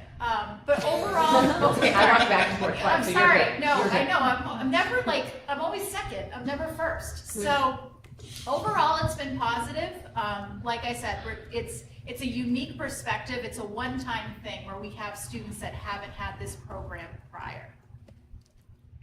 I would agree with a lot of what Dr. Sindoni said. The rich grade level text with the vocab is huge, and the knowledge piece is so engaging for the kids, some more so than others. But in 2nd grade, when they learned about, like different traditions, and they were going through and they did Chinese New Year, and they built a dragon, and they're outside in the wind and the dragon's blowing away, but they're having all these conversations about things that we've never actually talked about before. And I've got first graders coming up to me to explain to me how the lungs work, and kindergartners explaining that there's a hole in their eyeball, but it's supposed to be there. And I'm like, I don't understand what happened here. Apparently that is actually a fact. So, I mean, some of the things we are also like, we never really thought about it that way. So the knowledge piece of that is really giving us some meat to the instruction and engaging kids in a way that's exciting to look at. I, at the lower level, I am really pleased with how it's addressing the skills section of learning to read, and which is such an important piece of what we do. And we've started our differentiated learning groups for literacy about 6 weeks into the school year. So through the Amplify program, it has you do all these different assessments and says, all right, students are here, students are there. And then we've broken those kids up so that we can give them that intensive direct instruction at the level they are, so that we can help move them forward. So they're all getting that same knowledge piece with that grade level text and vocabulary, but then they're getting really direct instruction on the skills that they're at, and that's allowing us to move them forward faster. Phonics and the ability to read is not something that you can just skip through and have holes, because then it comes up later on. So really tackling that early on is going to help us. Also, just it's definitely a shift. In kindergarten, you don't call letters by their letter name, you call them by their sound. So for us as adults, we don't say, write the letter D, we say write the sound duh. And that's tricky, because that's a huge change for us. And really that comes from the idea that you don't need to know the name of the letter to read, you just need to know the sound. So it's really sound first philosophy, but we're seeing huge gains at our kindergarten. We have kids blending and segmenting right now in December. We typically don't see that till about April. And they're very cute with their hand motions. I always joke that someone's sliding in the first because that's what it looks like, but they're breaking things down by syllable. They are really engaged in the sounds. And the other day, they were going over how many sounds were in a word on little gingerbread cards, and it was adorable, and they were all practicing, and they can do that. And it's really changed the way and the progress that we're making. Our kindergarten students right now are so much further ahead in the scope and sequence and the set of skills that they have than in our previous curriculum. It also is just a much faster, which I think is also, I'd say, something we have to get used to as educators. The pace of this is so much faster because it does loop back and cycle. So you will see things that I'm like, well, we didn't teach that to mastery, we should keep staying here. But they teach it and then they come back to it in a few weeks and they readdress it. And that actually is building up the skills much more for those students. Kind of the areas to grow on and kind of that piece of, this is our first year in the program. I was in 3rd grade last week, and one of the readings was like, you know me, I'm this character, and I visited you in the last 2 grade levels. And we stopped the kids and we're like, okay, so clearly you haven't, because this is brand new to us. You don't know who this character is. And so then we kind of talked about who the character was. But that's pieces that we're adjusting as we go. And this is going to be the hardest year we ever do it. Yeah. Because it's next year, the kids are going to have this background experience and understand where they're coming from. So that's really nice. I also want to mention that the language, the vocabulary in these texts is complex and it's challenging, and it's not really deterring these students. Yeah. They're using these words in their conversations with each other and with the teachers. Well, when I see Ms. Follinsby nodding, yeah. I know something's going right. But besides that, not everything's rainbows and unicorns when you implement a new program. So let's talk about how much of a heavy lift it has been for our educators, the extra time they're spending on learning lessons that they've never taught before. Right. It really starts with them. And we came to a new speed bump when it came to report cards. And, yes. and what we're doing wasn't aligning with what we were evaluating.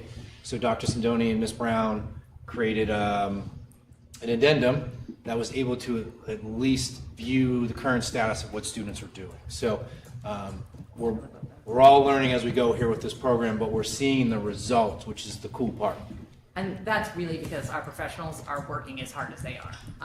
I cannot say enough how much of a lift it was for us this fall. It really, was a lot on staff to learn the new program. Some staff are more comfortable than others with being uncomfortable, right? And some staff have been doing this for a while and knew the last system, right? So it's a shift of systems. It's an entire different shift of thinking, and they have done a really great job picking it up and trying it. Like sometimes, and Ms. Bones can nod her head and laugh over there because sometimes we're just running to the manual, like I don't know what this means, and then we're like trying to figure it out in the moment. The literacy team at Harold Martin jokes that they try to be 1 week ahead of the teachers, so that way whenever they get to the question, they know how to answer. But it has been really hard. The literacy team has done a great job kind of leading it, fielding the questions, figuring out what answers. We're trying our best to do everything with fidelity this year, just so we know this is what the program is, and then next year looking and saying, okay, this is where we could shift and add.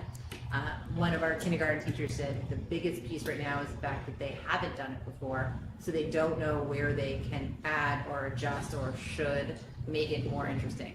Some of the lessons are boring, and it's not as fun as some of the lessons we've done previously. So trying to figure out how to engage kids, make sure they're not sitting for as long, and those are pieces that will come with time as we get more comfortable. But it definitely, you have to celebrate the work the teachers have done. Yeah, I just want to echo that. It's been an incredible amount of work. I have teachers creating custom slides to guide their instruction. They're creating visuals. They're creating anchor charts based off the lessons. They will have these moving forward next year, but they're really building this from the ground up. So it is an incredible amount of time and planning that they're putting in, and it's really the epitome of a PLC, a professional learning community. Every week they're coming together, they're looking at the upcoming lessons, and they're working together to plan and adjust. Thanks, ladies. Any questions for these leaders? It's great. So excited. Thank you. Yes, I'm just curious because this is the first year of implementation, and I'm always pretty skeptical of the idea of measuring competence with just testing. But I'm also kind of thinking that when you're rolling out a new approach to this, if there's been some consideration to sort of trying to establish some baseline as to where how successful things were over the past couple years, so that you can come back and evaluate the effectiveness of this program in a year, 2 years, 5 years, compared to where we were, as opposed to just sort of how it feels. Like, Well, one thing we're really good at is collecting data in education. Yeah. Really good at that. Yeah, we are. So really, I mean, research-wise, it's 3 to 5 years for full implementation Yeah. to really be able to assess the efficacy of this program. So when we talk about data, we try to triangulate everything. We have multiple data points throughout the school year, and that's how you really monitor the effectiveness of it. Yeah, but to a smaller window of capture. Patrice kind of alluded to it. This time next year, they're going to be able to know, even in that 1 year period, what worked in September, what worked in October, and make adjustments. And then that data looks different than this year's data. But I think I can address your question even more specifically. One of the things that the literacy team at Harold Martin and I have been talking about is really kind of approaching this as action research based. Like, that's the way my brain looks. We've been collecting the data from where we were and where we started and what student scores are, and we have mid-year benchmarking coming up through AIMSweb. So we'll be able to look at this mid-year benchmarking and see how much did these students grow this year compared to how much the students grow last year. Right. That's what I'm really getting What at. specific areas, when you break down that benchmarking, are they scoring higher in different areas? Right. So we as a team have been we're kind of geeky and like data like that. So we've been actually really excited about this and talking about kind of what that looks like and those different strands and how they compare this winter and then how they look this spring compared to the fall and years past. because I would think 3 to 5 years down the road, it'll be interesting to see. What that growth looks like. You know, was it a good program? Is it a good program? Yeah.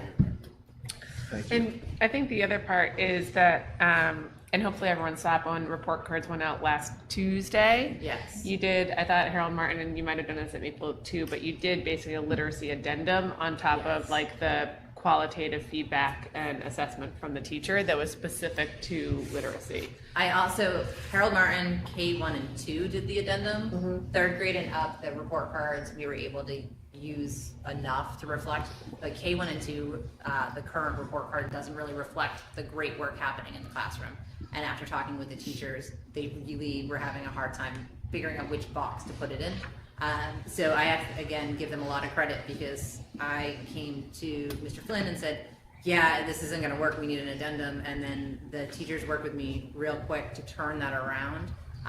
In a document that we've got a lot of feedback from families, really was helpful for them. Families were like, oh, my students know how to do these things, and teachers felt reflected what was actually happening in the classroom. So that was also a nice piece. Yeah, it's great. Love it. Thanks Thank for you the to update. everyone doing Thanks this. for your It's time. huge. Thank you, thank you. Okay, great. All right, next up. So I would like to, I don't need to make a motion. I'd like to ask that we do the, Mandy? nope, before we get there, the special education withdrawal, so we don't forget like we did last time. Take the motion? Yeah, so Dulcie, you gotta read it Yep. and then go from All there. right, I motion to withdraw $240,000 from the Special Education Trust Fund and acting as agent to expend the funds on special education expenses incurred in the 2024 to 2025 school year. Second. Any discussion? I think the only discussion for me is, or statement for me is, this is why the trusts are created. And these are the situations when we need to look to them. And as we're, talking about funding trusts in the future, this is a good example of why they exist. It has not been used, at least in my time period that I know of. So yeah, this is an appropriate use of funds and an appropriate time. Great, thank you. Great. All right, all in favor? Aye. Any opposed? Great, motion carries. Thank you so much. Okay, Mandy, do you mind joining us? While Mandy's walking up to the table, kind of a budget refresher of where we are in the process. Last 2 weeks ago, the board gave us directives, which Laura will get to in a minute. We talked about positions at finance, and then it came again up at the board meeting. The board requested some, I'll call them visuals or information in regards to the special education coordinator position. To give you some historical perspective on how we got here, 4 years ago when I was becoming onboarded here in the district, I met with Mr. Kelly, Ms. Doyle, and Mr. Caruso. Carosa at the time, and trying to identify areas that before I even met them, where their struggles were or what they were doing. One of the bigger things that they came up with was special ed support, and it makes it sound like an individual, but it was never intended to be an individual. It tends to just be kind of a, I'll call it an enigma sometimes, right? And through those discussions, when I started with Mandy had brought up similar ideas, and I was like, not a good time. We're trying to do some stuff with the budget, and she's asked every year. So this was the year I was like, you know what? Let's put it out there. Let's see if we can make some movement on it. She's going to go through the visuals, and we're here to ask questions. And the principals are hanging around as well, because we had talked about this through the October work sessions. We've talked about it through some of the other things that we have going on. It's hard for Mandy to sit here because it sounds like she's complaining, but that's not the overall goal or purpose of this at all, right? What we've said, or what we've tried to do, is move forward, is one of the words we've been using, and sometimes we're not able to move forward as quickly as we would want to, because of I call, at our summer retreat this morning, we had all these aspirations on the board of what we want to do, and then the daily work continues to just be the job. So this support position would help all of us as a team, that we feel when you get to the tiered system in there, in regards to how the tiered systems work with students, that we can make growth through the MTSS model, which we've been talking about, that we're finally starting to kick off. We've been talking about it for 2 years, and really help what we believe as Mandy does a very good job with me, when we talk about special education, but it's not just a special education thing, it's an all-student thing. It's an all-student delivery of instruction. It's an all-student delivery of services. So without that, I know you direct them where you want to look while you're going over those, and then we'll certainly be here for questions. Yeah, I think I'm just going to leave you guys to ask me the questions you want to ask, and we'll go from there. But I just wanted to start with, it is going to sound as though it's like, I need help. The principals need help. It's going to sound like that because we're explaining the benefits of this position. But I promise you, I never would have brought this to the table if I thought I wasn't doing everything I needed to do before I even thought about this. The principals are doing everything they can do. Our staff are doing everything they can do. And thank God we have flexible, smart, compassionate staff. You can only be so flexible though. Capacity doesn't allow for more than that. So even though some of the things that you'll see in these visuals or in the things we're talking about, because we're talking about special ed only, in a sense, is going to sound like talking about me or just special ed, but really the benefit of this position overall, and I'm going to keep my soapbox under the table, is really about how do we bring in the most impactful resource to allow all of us to be able to do what's best for all kids. Does that make sense? Yep. Okay. Soapbox is away. Any questions? I mean, I listened to the last school board, talked with Mike. This is my interpretation of what you were looking for in visuals. Not sure if I met those expectations. Walk through the differences between what you would do and what this person would then bring to the table. Yeah, so on salmon, is that the color? The salmon colored visual is really just talking about what my role would be and what the special ed coordinator position would be. Really what I did is I went back to that job description that I had created and said, these are here. Some of the things look like they're similar, but really what I'm talking about is that special education coordinator would be able to monitor things, kind of boots on the ground, so to speak, where I can do more oversight, which I don't have time for right now. I have time to manage right now. I don't have time to lead. So to be able to have the time to say, hey, I'm hearing you always come back saying you're supporting this, I don't have time to change any of that because there's no time to do that planning. So that's what, when I say oversight and monitoring of, that's that difference, is being able to take the information and be able to do something with it long term that's more impactful. So really like compliance oversight, out of district things. Right now we have all the out of district kids, I am their case manager. At every meeting I'm writing all their plans, I'm doing their progress notes, all the things. That would be, it would be shared in the sense that we would both have, there are some cases that are just more unique. Complex. I'll say it that way. So I may still take on a couple of them, but not all of them. And being able to monitor that. I'd still be in charge of making sure the coordination is in place, the paperwork's in place from a contract standpoint. If it's a placement out of state, I'd still be responsible for the interstate agreements, things like that.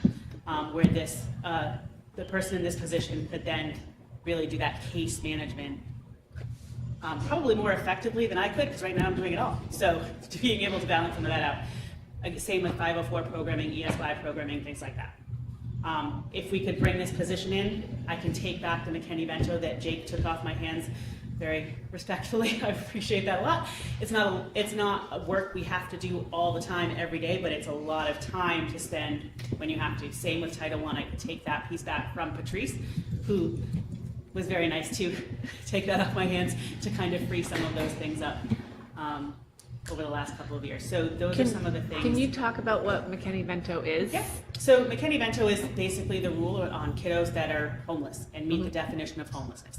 That could be that I lost my housing and I have to go stay with a family member. I don't have my own address. I don't have rent that I'm paying. I don't live anywhere. I might be in a place. When I was a person who did some community outreach work years ago, we just called a couch like that, like we were homeless with a roof. But they're still homeless, and they still meet the definition of homelessness. So within that, there's lots of conversations on like best interest. Is it if they're in a town right next door, it still makes sense that they still come here, but now we have to work with that town and serve as that liaison to say what's in the best interest for this student educationally. How do we get them here? Do they have transportation? Do they have a backpack? Do they have the supplies that they need? So McKinney-Vento liaisons would help with those pieces. Okay. when you talk about out-of-district case management, right? So in the buildings, we have case managers. Yep. You went through those numbers last time. Out-of-districts, not to get too far into the numbers, let's say 5 to 15, whatever it might be. You're talking about you have to meet with the facility, you have to meet with whoever's, all those, OTPT, all those meetings. If something changes and they drop out, you have to jump into those meetings. Like a lot of that's non-negotiable when we're dealing with out-of-district placement. And fast. So you are dropping everything because you have to. Right. That is the priority. That is the fire that's burning the most, so to speak. So you have to drop and go. Yeah. But if everything's status quo, it's still the yearly IEP meetings, it's still the triennials, it's still the progress report meetings 4 times a year, if not more, depending on what's needed.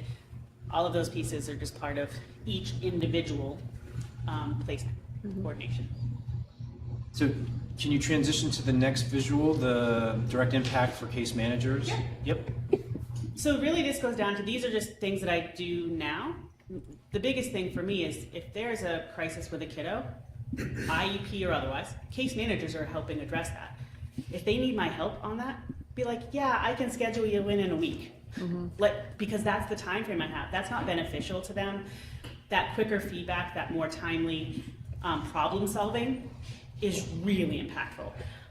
One of the things that I've instituted over the last couple of months is meeting one-to-one for consults with case managers, and the impact it's had even just for me and what I'm learning has been phenomenal. But to be able to do that more in depth, maybe more regularly, because we have another person who could provide training and insight,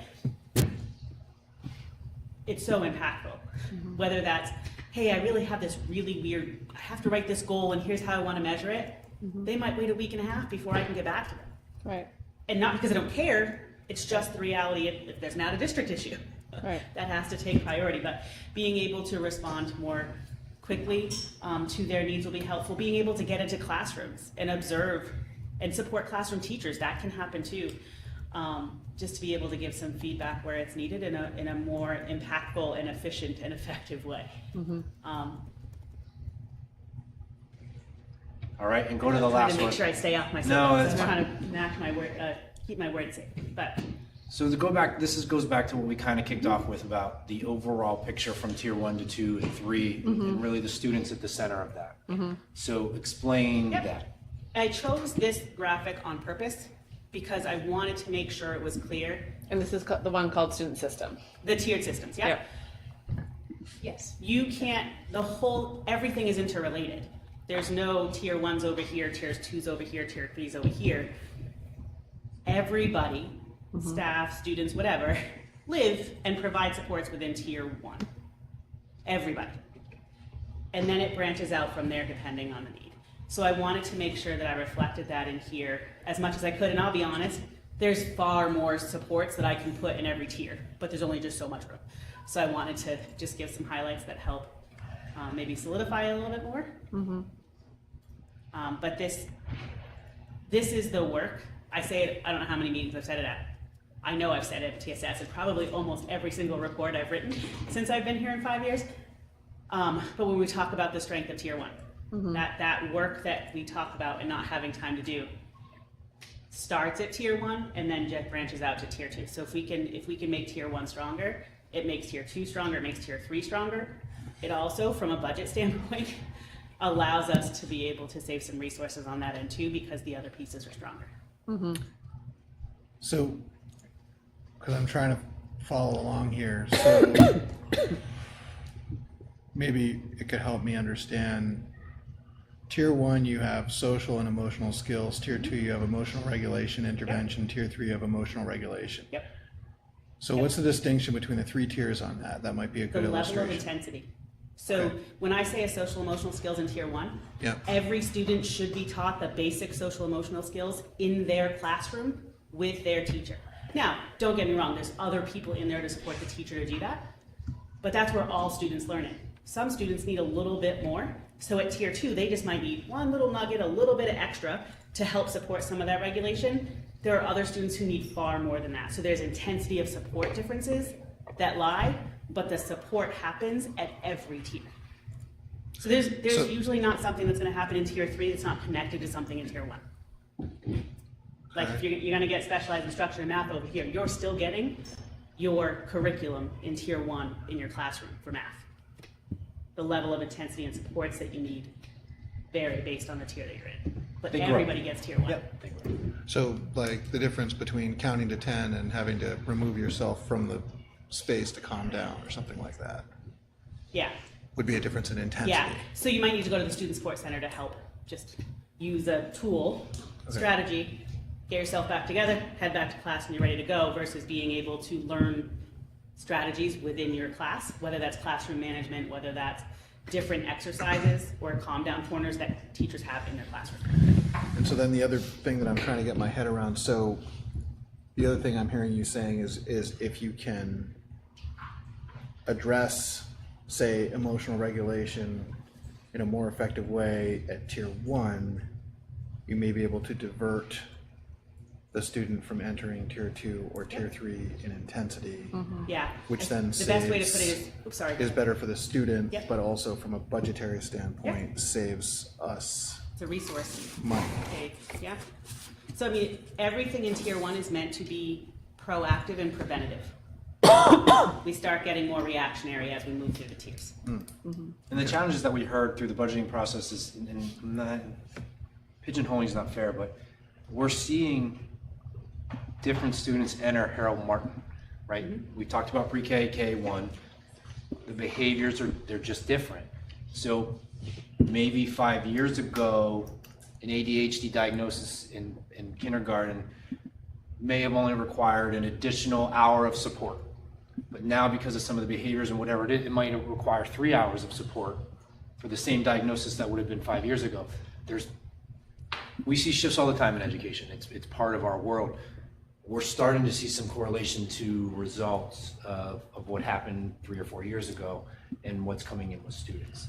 Patrice, do you want to step up and speak a little bit to kind of what you said in regards to the behaviors that we're seeing differently in the time that's taking to support? I'm sure Joan would be here with her head nodding right now, but.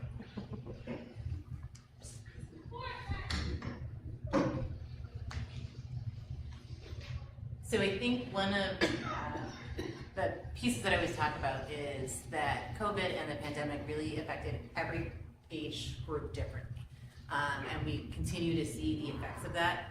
One of the pieces that we are seeing in early education, and not just in Hopkinton, but across the state and across the nation, is that the kids who are in kindergarten and first grade, they were 2-3 years old at the time. They didn't have a lot of socialization. Family dynamics changed that time. Socialization's changed. The way we lived as adults, we adjusted. So the skills that kids are coming into kindergarten with are very different than they were coming in 5, 6, 7 years ago, because they may not know how to play with others. They might not know how to share. They don't have the same levels of structure and stamina because we've changed the way that we do our daycare or who is looking after our students. I think for me, we have students in kindergarten that we're actually this year running a play-based intervention. We have playtime for like a group of kids that we've set up 3 different times a week with a different interdisciplinary group of students. It has our OT, our school counselor, special ed case manager, and sometimes a classroom teacher. And sometimes there's more adults than kids, but we're really working with those students on how do you take turns? How do you wait? What does it look like when you lose? How do you handle that feeling? These are things that we may have done a few years ago for 1 or 2 kids. This is something that we're seeing is benefiting a whole grade level. Whole groups of kids are coming in, needing that support, that regulation. We have students who, even in 1st, 2nd, and 3rd grade, are still, those behaviors, those explosive moments are much bigger. That interaction with peers and that social struggle is difficult. And whether that's based on, effects of the pandemic or a shift in us as how our culture or changing demographics, there's a lot of different factors, but this is something that's occurring across the state and across the nation. And it's really stretching our staff, I would say. In the coordinator position, and you talked about it, like having, Mandy, you kind of talked about the access, right? If building based, if they were there for 3 hours a day, well, how would your staff access that person more regularly? I think that and Mandy and I have talked a little bit about this, the idea of a coordinator who's in the building for a few hours a day gives them a constant go-to person as their first line. Right now, they might have me as an LEA, they might have Mandy as an LEA, they might come to me as a building principal. They're not always exactly sure who they need to go to next for that piece because they don't know who's in charge of that next meeting, who has all that information. As a building principal, I try to have all that information, but it's also difficult when you're launching a new curriculum and trying to do instructional leadership and mentoring teachers that, I can't be at every meeting. So there are also pieces where I'm not there and Mandy's there, but Mandy might not be in the building. This coordinator position would allow a consistent point of contact for staff to work through that first level, and they would be able to work with Mandy and myself to address some of those trickier pieces. So that's exactly what I wanted to hear, is what opens up in your schedule by having that position in the building. And that was a question I was gonna ask to you guys also, because when we sat in our budget process here, we all empathize. Having that position helps you be able to do more in the school. Yeah, Yes, please. you may. I would say, so I did take a look at my calendar before this meeting. Well, actually, I can speak to numbers. Yeah. This year alone, the mandated meetings are 390. Those are just the mandatory ones. That does not include progress meetings. It does not include referrals. It does not include amendments. Between the 5 administrators, that's 78 meetings a year, minimum. I've done 30 Minimum. already this fall, and that doesn't include any of the hours I put in for the prep work, the pre-meetings, and all of the various meetings. And there's probably additional meetings that have happened with, I have a couple of families that we've had follow-up meetings. They weren't the official meetings. Yeah. I didn't see you sneak in over there, sorry. Well, hi. I just went back 12 business days. Between organizational meetings and LEA and IEP meetings, it's been 19 hours. Tomorrow morning, for example, it's 3 straight hours back to back. And you're not required to be in there with this position, correct? If it's exactly what Patrice said, if we had this coordinator position, it would allow us to do other things, such as being the instructional leaders. Okay. For example, right now, because of the temp plan, we need to be in classrooms doing walkthroughs and informal evals. It was just Patrice and I. So if I'm not in an LEA role, I can be in classrooms working with teachers and working with students. And that's, since I'm just gonna speak for myself, when I look at a principal in a building, that's what my expectations are. Right. That you're going in the classroom, looking at how the teachers are performing and to alleviate pressure, of course, from Mandy's schedule and everyone else's, it opens up a lot with each building. With clarity on who needs to go to who, and not running around with their head cut off, looking for the right person. So it brings structure. And on the other side, it brings more of an opening for you guys to do what you're supposed to do.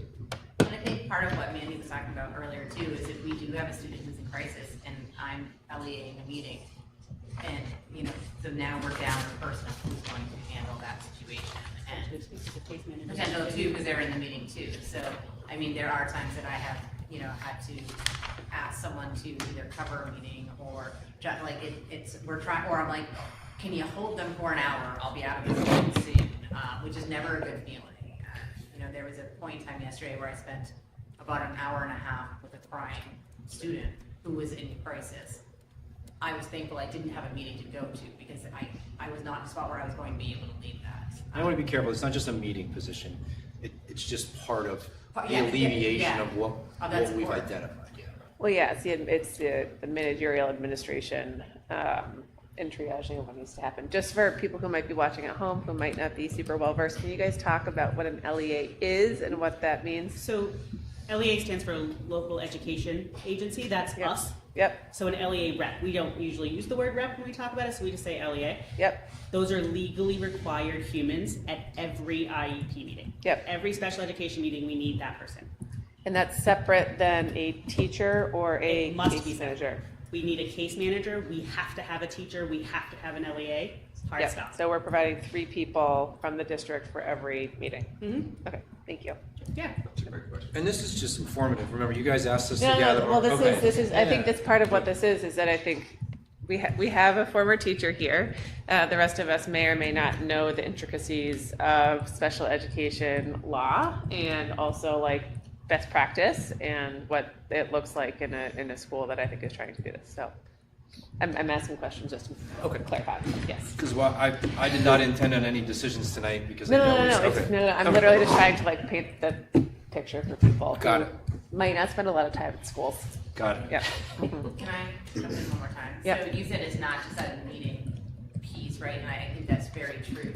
Having someone else there be part of our intervention policy and really trying to catch kids before we get to a level that we are in crisis. So having another professional that is like skilled and qualified in those areas is helpful, right? Right now, I really enjoy when Mandy is in the building with me because I have someone else to bounce those ideas off of me. Like I'm like, this is what I'm seeing, this is what I'm hearing. How do I support this kid before we get to that next level? So how do we really take those kids and wrap around that and provide some support stuff before we get to a point that it is an IEP, right? So even before we get there, how do we support those kids and give them what they need? Because they want to be successful too, and their families want them to be successful. It just takes a team to figure that out. So having someone who would be able to have some input for that. Can I ask a hard question? Yeah. Yeah. So I look at this and I look at the profiles and the differences, and clearly it has merit. Like, I'm not couldn't hear saying, you. clearly it has merit, right? There's a logic stream to this. But we've been through 3 very difficult budget years, and I think we're gonna have another difficult budget year just because of the constructs that we're in. So are there concrete ways that we can say that if we were to have this position that we can potentially save money?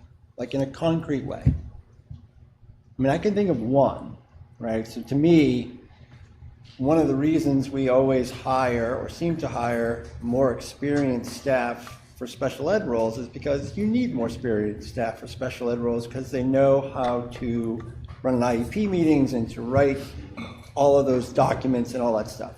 So if we were to have this position, would we then be able to perhaps bring people on at, Masters 3, 4 instead of Masters 12? That's the way I think about it as a potentially saving possibility. But, I mean, I'm looking for some guidance in terms of, and I know it's hard to say, does it mean that the kid doesn't get to tier 2 and doesn't get to tier 3 and maybe more costly services? But I'm asking, and it doesn't need to be now, but in terms of my thought process, what are concrete ways that this will help us save money in what is clearly the most expensive part of our budget? Okay, I can gather that. Go ahead. No. Well, you answered your own question, number 1. Well, I answered one part of I it. know. That's the one part I knew. And Or at least I think I know. But that's also one part we've been doing really well with over the past 3 years is hiring those diamonds in the roughs and the ones that are newer to the profession. And you're right. I've come to the board, I think in my first couple of years, I'm like, this is what we got to do because of what we're trying to do. You hire the key is hiring the right individual, right? We don't know that yet. But if you were to hire that new fireball that's really getting into special education, wants that first bite at the admin role or whatever we want to call it, coordination role, you're going to think they're all in on the mentoring. And I just go back to that point because it's going to be building based. That's very, very important so that the schedule dictates whatever, 2 hours here, 3 hours there, because as soon as they walk through that door, those questions are going to be answered. Mandy's going to roll her eyes at me here, but I said it earlier to her. The goal is for less IEPs with this type of support person. If they're able to, she is. I her want to be very soapbox- clear. You never said that earlier, and I didn't roll my eyes. The soapbox, the soapbox that she always, and I love her for.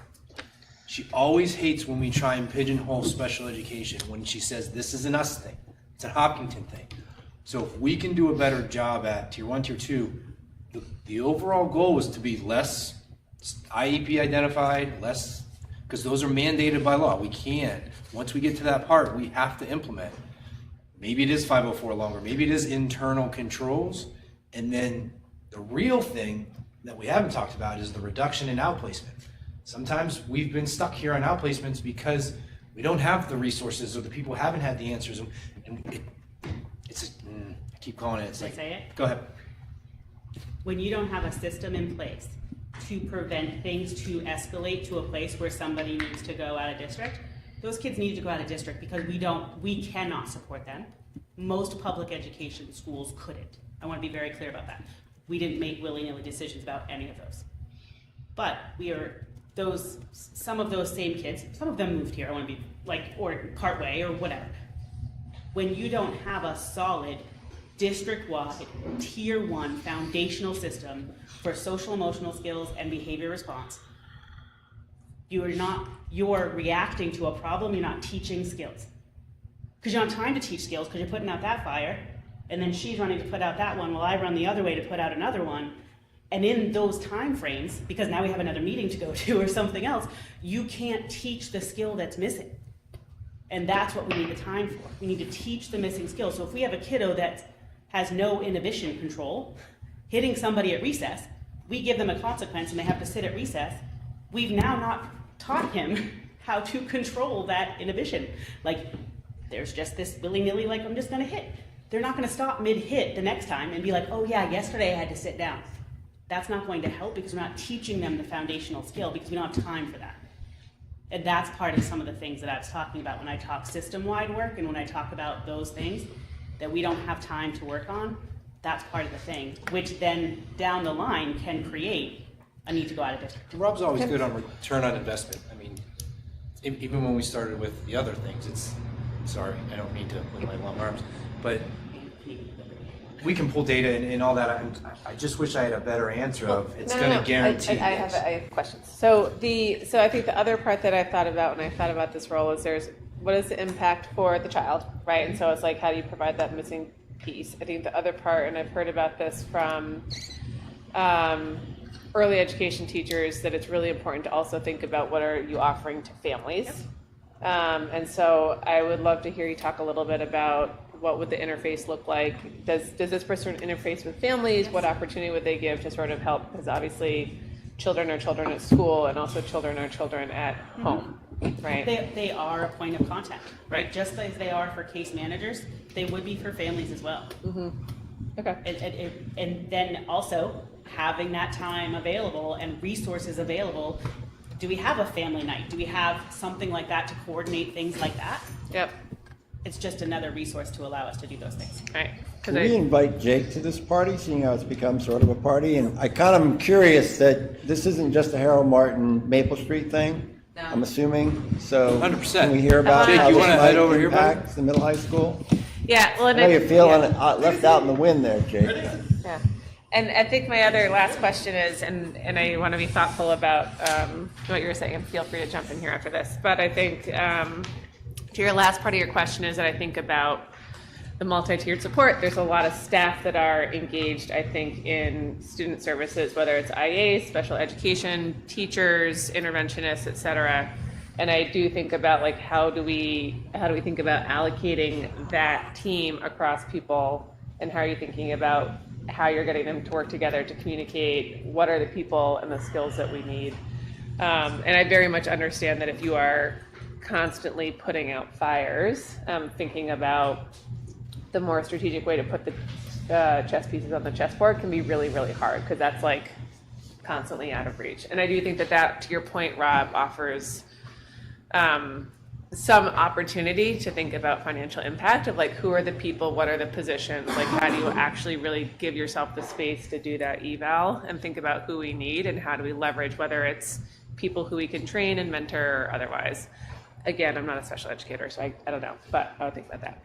What are your thoughts, Jake? Jake, we didn't forget about you, but we forgot about you. Yeah. I did not. I just didn't know. I didn't, Jake. Remember, I invited you to the party. So. Yeah. What are your thoughts at the middle high school? Well, I guess for me, I think special education is super important. We have kids who have a variety of needs so that they can be successful students, and that is a really, really important thing.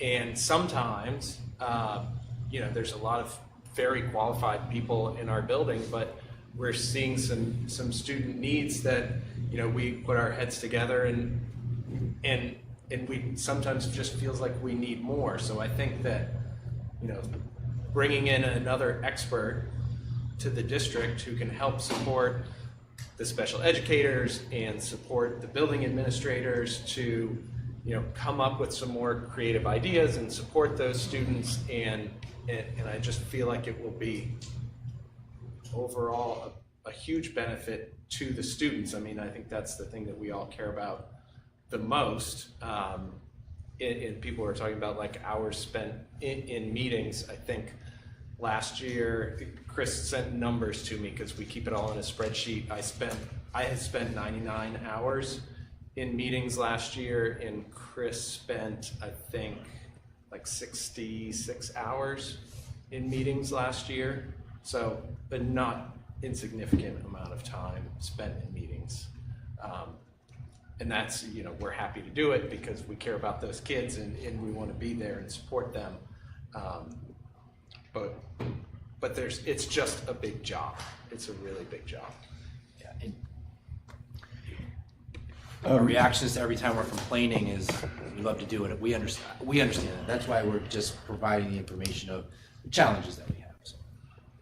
Sorry, Rob, I didn't mean to cut you off. No, I'm just, you know, a little bit of historical reference here.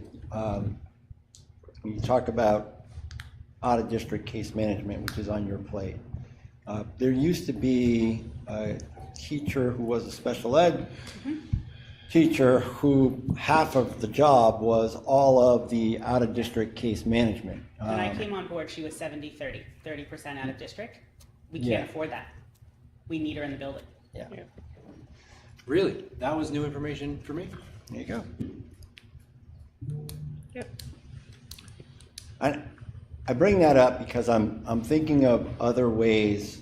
I mean, what I'm hearing is meetings in the out-of-district case management, and I'm assuming there's a lot of legalities there. That 5 is like having 10. I'm gonna, you know, in some ways. Other ways to solve the problem without incurring the expense of a full-time position.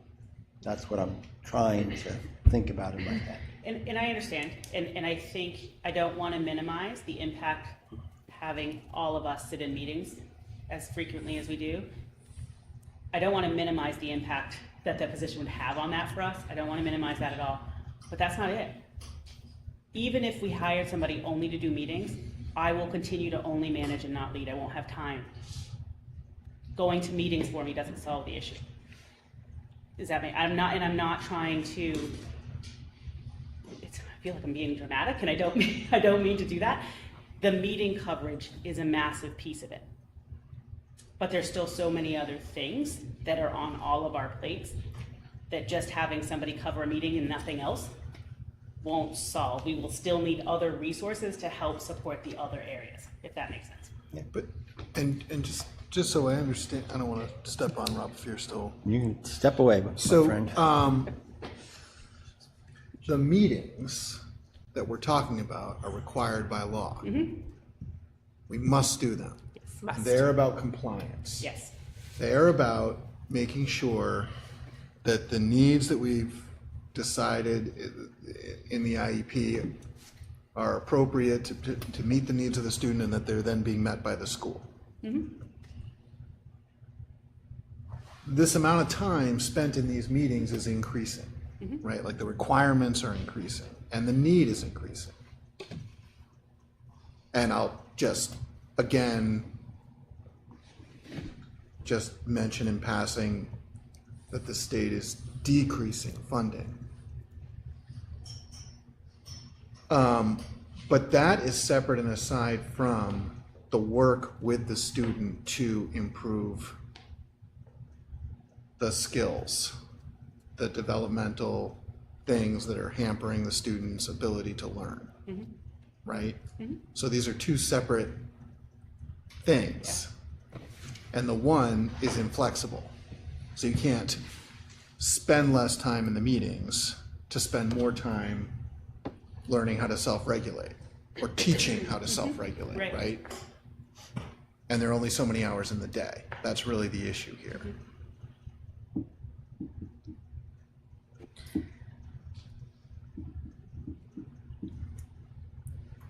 Are you still thinking? No, I mean, I'm thinking, but I don't have anything brilliant to say about it. I just want So, to I'm just trying yeah. to frame the issue. Yeah. So I think the other thing, because I think Rob, your thought is a thoughtful one, right? Are there other ways to do this? And I think, part of it is also, I think we're really, the way that I think about this is that like you can think about resourcing a team, right? And this person sort of needs to be a shortstop, from my understanding, right? Where they're going to interface with a lot of different people on the field, and that could be administrators, that could be case managers, might be teachers, parents, legal reps, whatever. And when I think about the composition of leverage that you can get from a position, and granted, again, I'm an educator, all the usual things, I do wonder if there is like a multiple that comes from having a person on the team who is like in the system, who is nodal, that is like that person that could do that. It's asking a lot of that person to be that highly leveraged resource and to do that. And I don't know if pieces, right, without a FTE can do it, right? So I think that's sort of the thought, like, is that I think what we're hoping to do is the person would be more than the sum of the parts of the role, because they're pulling together so many different pieces, as you showed on your docs. But it's kind of a crazy thing, and I know there's student services coordinators at schools, and they exist, and they're wonderful, and hopefully we would find the absolute best human that has ever existed in the history of this role, to be clear. But I think the hope is that it would give everyone a little bit of a lift and a little bit of space to think about the vision of their jobs, which is also, I think, what we all do here at the table when we think about education. So I don't know if that makes sense. So this was informative. You guys asked us to bring some stuff back. Do you have more questions? If not, you can email them.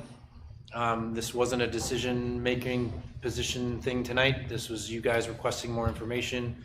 And as we move into our fun next two meetings, I'm trying to really lock something in.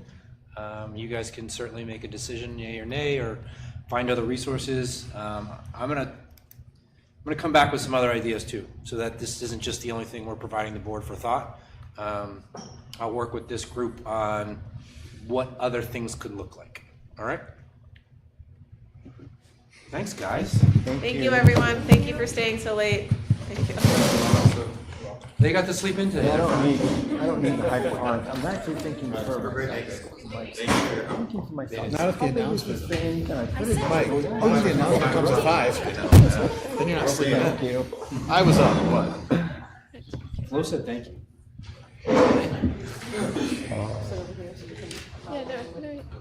All right, we are That was a lot of actually, thinking. believe it or not, we're still under the budget umbrella right now. We are, I know we are. that sounds Yep. crazy. So I'm gonna kick it to Miss Taylor here, and she is gonna run through. Can I'm I just ask gonna kick it to you, that we Mark. just take like a 5-minute brain Break. Love to. recess? Yeah, I'd can love do to go it. to the bathroom. Yeah. Thank you. Get some water. I am gonna get snacks for my car. I just remembered I have peanut butter crackers. Oh, so No, I love you, but thank you. Thank you, guys. Really appreciate it. Actually, no. I need the athletic trainer.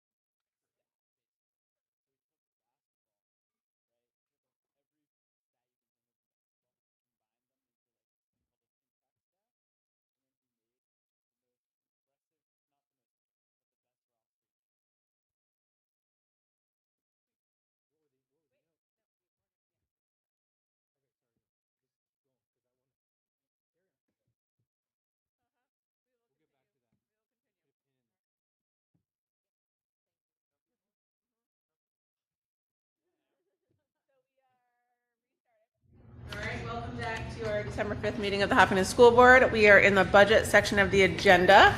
We have a few things here tonight. Laura, will you take us through? Absolutely. So there were a few directives from last meeting in terms of our general fund budget of things to adjust. So I have put together a new updated summary.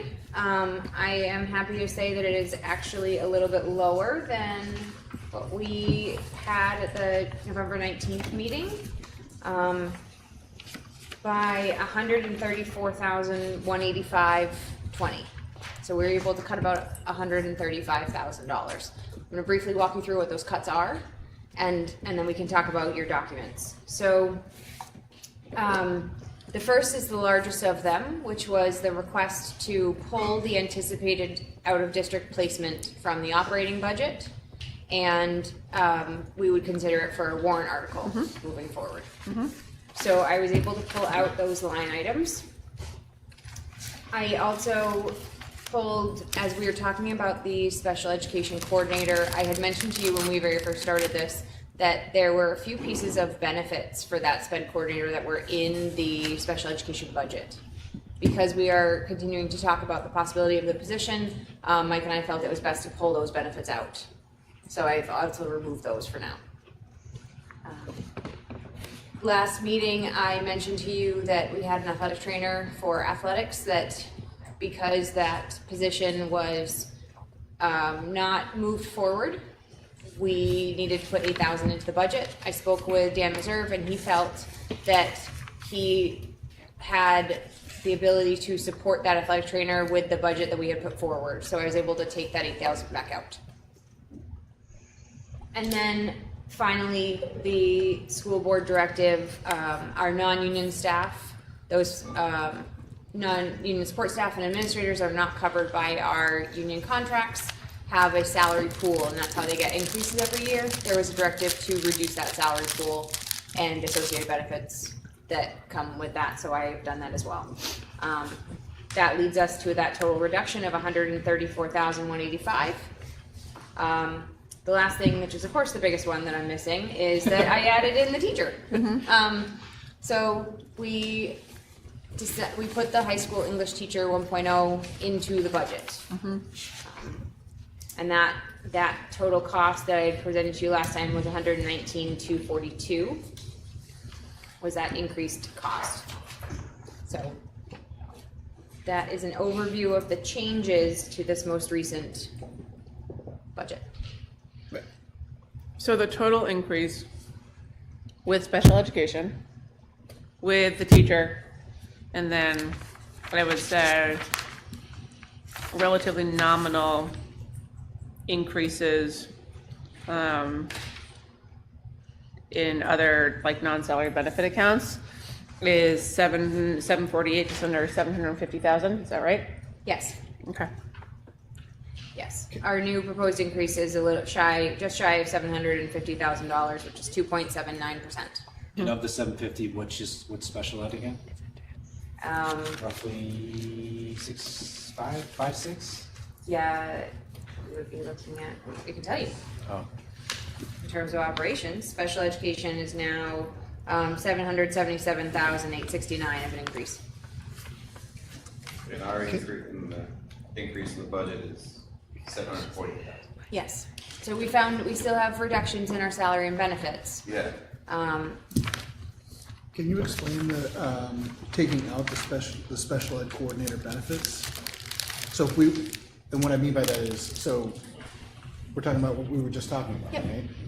When Mandy budgeted, when she created her budgets, she had put like classes, travel, cell phone stipend, into her budget, into her operating items as part of her proposal. And so because we don't have that salary in there, we felt having benefits in there was misinterpreting the budget, so we pulled. But there's an ask, so if we say yes to that ask, then that comes in. So how much is that? It's about $8,000 total. Plus the salary. Yeah. Which is like, it's an FT, it's like 100,000, right? Be about 85. 85. 85 plus 8. So it's like $90,000. Well, Plus not total, FICA. not total cost of employment, because then you'd have healthcare. I can get you that exact. Right, and that's what I'm Yeah. saying, like $100,000. Yeah, so it's probably That's like- what I'm saying, yeah. like $100,000 Probably plus more the like 80. 130, 120. Oh, that much? 120 to Okay. 130. Health insurance alone would be 20 something. Okay, Um, so I just want to make sure, because, Jonathan, I pulled out 5,600 for the benefits. It's a little lower.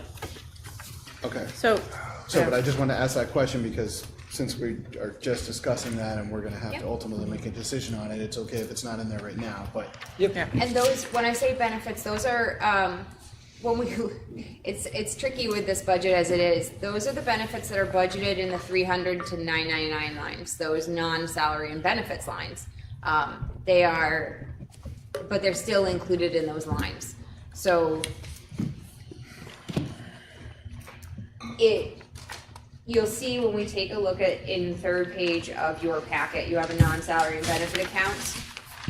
And you'll see at Hopkinton Middle High School, 12/5/24 adjustment of 1237. That is one of those that is a contractually obligated tuition and conference benefit that is within the operations lines. That's how it's currently built. Can you talk a little bit again, and I think we talked about this last week, the difference on our salaries, but that it was originally 308,000, and then obviously we added teacher in, so now the difference between last year's salaries and this year's salaries are that this year we will be projected $208,000 less. How is that happening? That is a combination of the reduction of my one-year position. Yep. It is also teacher turnover rate. So we had some folks retire at the end of last year. We were able to hire a little bit lower, and we were able to save on the difference there. Yeah. Retirement also, the new numbers came in for the next 2 years. Those have gone down. So those percentages that we pay for our employees and our teachers have reduced slightly. And then the final piece, health insurance, is up 5.9% for next year versus what it was prior, which is 19. However, we have a couple of folks that took buyouts instead of plans, and that saves the district. So I would just like to give a high five to Rob Nato, since that's been a board goal for a couple of years of working on the hiring practices. That's nice to see it paying out. So just reiterate, savings, your position's coming off, we made it very clear, we're not rolling it into the budget, we're showing that coming off the books. Yep.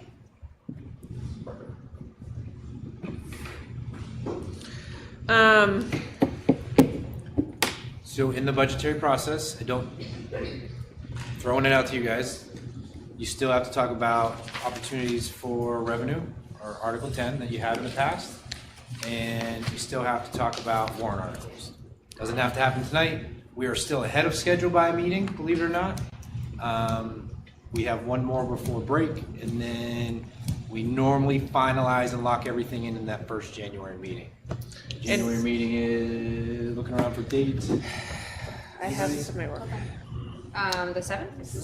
The 7th, then you present the 18th, is that right? No, not the 18th. You present the 11th. Yeah, it wouldn't be till January. The 18th was when I we get to go wanted, say hi. we wanted Mike to come and say hello. And I'll check with them just to make sure that they still want to say hello. Okay. Maybe save you a night out, I don't know. So if I can add a couple of quick things in terms of tax rate projection. So I just want to mention to you that right now this just shy of $750,000 increase is 54 cents per $1,000. So on the $500,000 home, it's $270. And the reduction that we did is 10 cents. So that was a 10 cent per thousand reduction. On your revenue sheets, we've got two. So one shows 400,000 from Article 10, and the other shows nothing. So the other one is nothing. That is where our current revenue stands with the new expenditure data and the new appropriation request. The 400,000 from Article 10 is visual only. There's a note on it. It's draft. It's projection. You guys did not ask me to do this. This is a piece that I did thinking that I wanted to show you the visual of what it would look like if you chose to pull 400,000 from Article 10. It is only a draft. So if I'm looking at it from the draft, it would drop the total tax from 1630 to 1601? Yes. Due to that, Yep. that change. It is 7.17 cents per $1,000. So what is that again? So it's 7.17 cents per thousand is the tax rate with the new assessments. For 100,000. So we are at 1630 right now, which includes both local and state. And remember, we cannot, the state dictates that state property tax. Unfortunately, there's nothing we can do about that.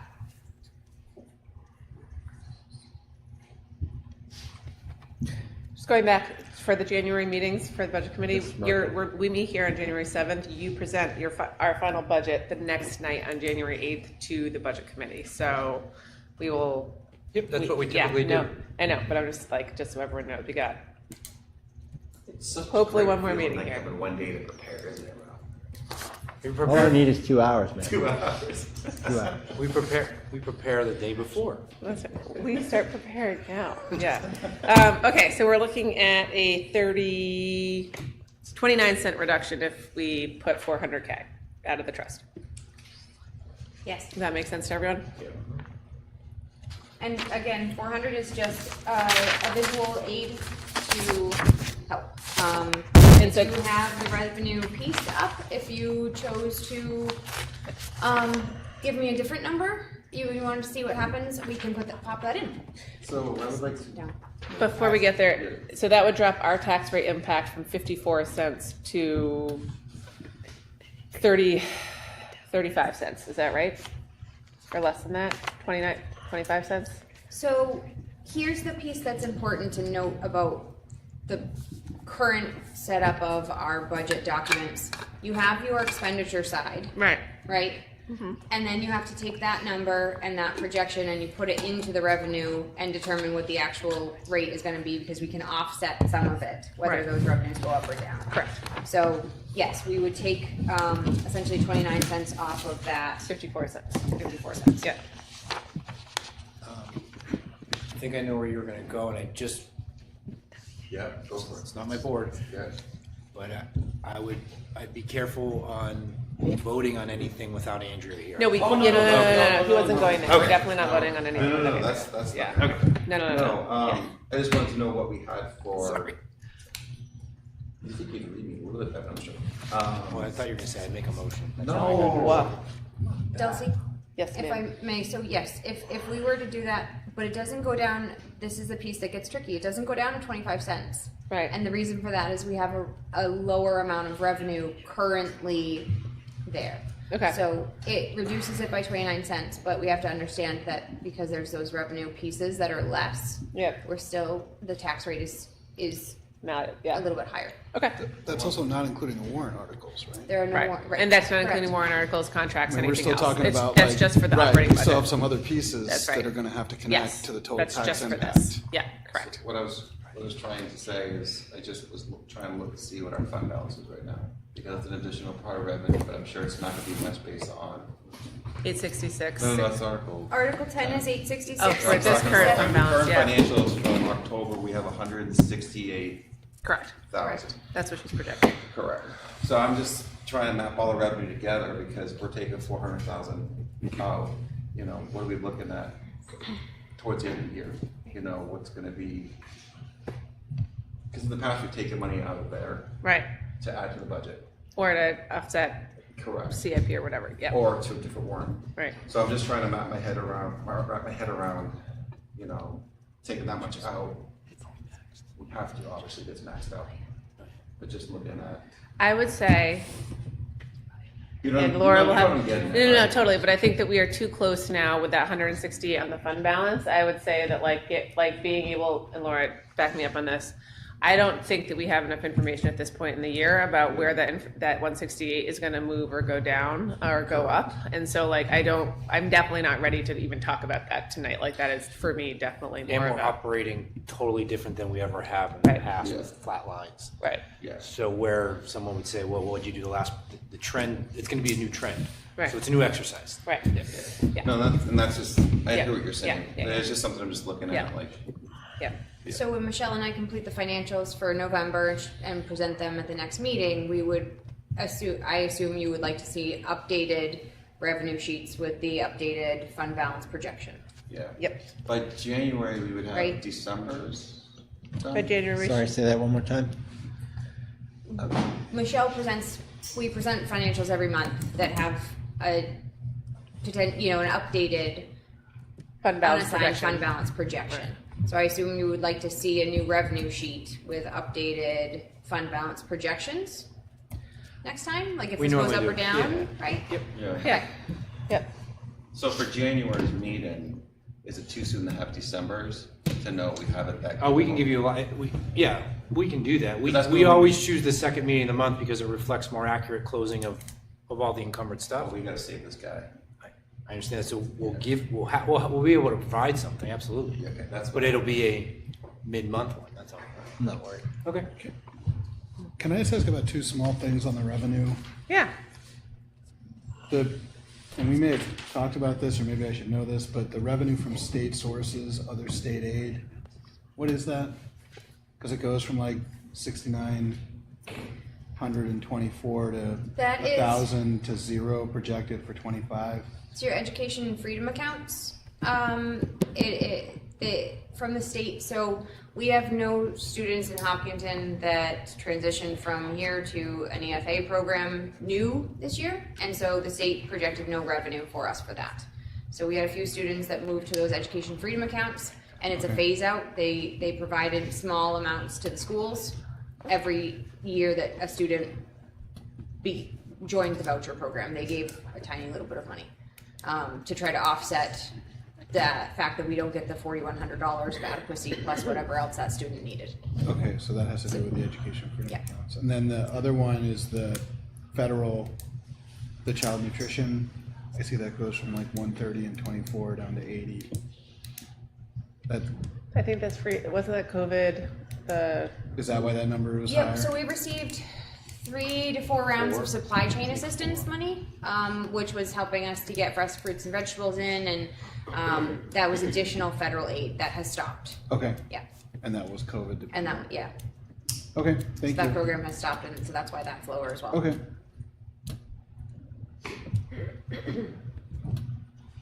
Okay. So if we had 400,000, the total increase in the budget to be 348 for operating. just the operating percentage wise.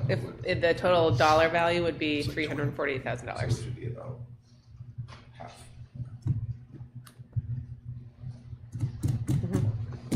Yeah. Okay. Other questions about budget as people are putting pieces together? I think what I would like is, I just want to go back to Laura. yeah. So in terms of the next projection for the fund balance, like right now it's at 168, I wouldn't necessarily assume in your revenue, let's say the fund balance next month is 190, that it would all be used as revenue. Like, Right. I don't know if we can make that assumption yet. No. Yeah, I don't necessarily want to transpose fund balance into this forecast yet, but I do want to have the fund balance projection updated in the monthly financial. Because that could be Yeah. used in Right. warrants and other But then, Right. I mean, at some Yes. point, as we get close to the January meeting, I think we need to pull the trigger and say, okay, how comfortable are we with that number? And set that aside versus Right. what we project the whole number to be. Correct. I think that's what I can just say. That makes sense. I just want to say this is fantastic. Very clear. Thank you very much. Very great to see. I think what we should be prepared as a board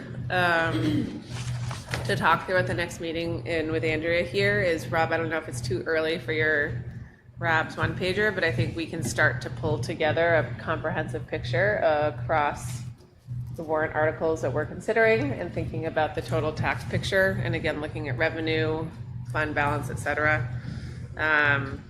So we can start to coalesce around what we think that the totality of our budget is going to look like. This is an excellent picture of operating expense. Thank you very much. And if people have questions, reach out to us. Always, yeah. It's a lot of fun meeting people. part of the monthly financials is the anticipated fund balance, which you see on here, and then there are areas to essentially reserve it for other things. So if you choose to reserve it for capital reserve funds or warrant articles in some other capacity, we put that into the financials, and then that bottom line is what we would put on the revenue piece. So if there were any directives to do any of that, we can portray it. Great. Thank you. Does that sound good to everyone? Excellent. Any other questions? Any information requests for the lovely Laura Taylor? You can ask them at any time. Just let Laura know and CC, probably Mike and I, but. I think as people are thinking about the other warrants, and sorry, I was doing math, so I might have missed part of this discussion. My math skills are not necessarily always terrific.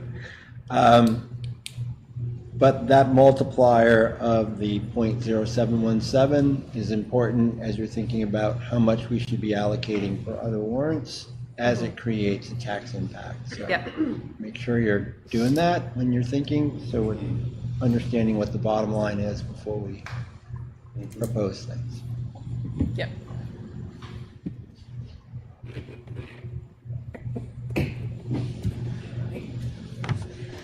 And Laura, it's not, we're pretty sure we're not going to see any mystery revenues in the next month and a half. Not for next year. Not unless we go to Vegas. Right. You're gonna just start baking from now till forever. Yeah, bake sales. Yeah, I like baking. We're gonna win a lot. We're gonna win From a Mike's lot. Muffins. Yeah, that's great. Okay. All right, that is a wrap for budget. Do we want to? Does everyone know? Also, just for thought about like the other warrant articles that could be up there. That's up to you guys. You want wanna to talk about it through there, tonight or or you wanna next talk or through in it? 2 weeks? In 2 weeks. What's the? Not numbers, but just making sure that people know what the potential warrant articles could be, just so I think people can pull it together. Yeah. So we have the operating budget. We have the HEA teachers contract. We have the Teamsters contract. We have CIP. We have potential. We have what we came out of for the special education trust, and then there is likely potentially discussion around vehicle and or technology.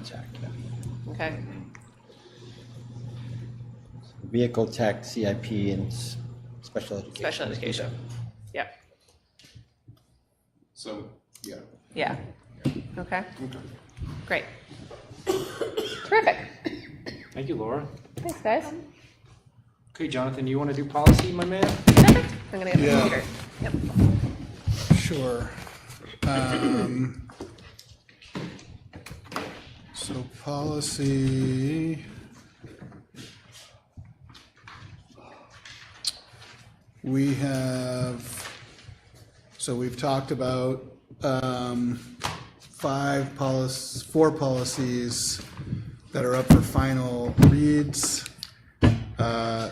KB, which is family and community engagement, EBB, which is school safety, JIC, student conduct, and ACF, which is food and nutrition services, anti-discrimination, civil rights complaints.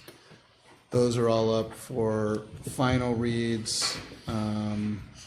As always, if folks have questions, potential comments, send them our way.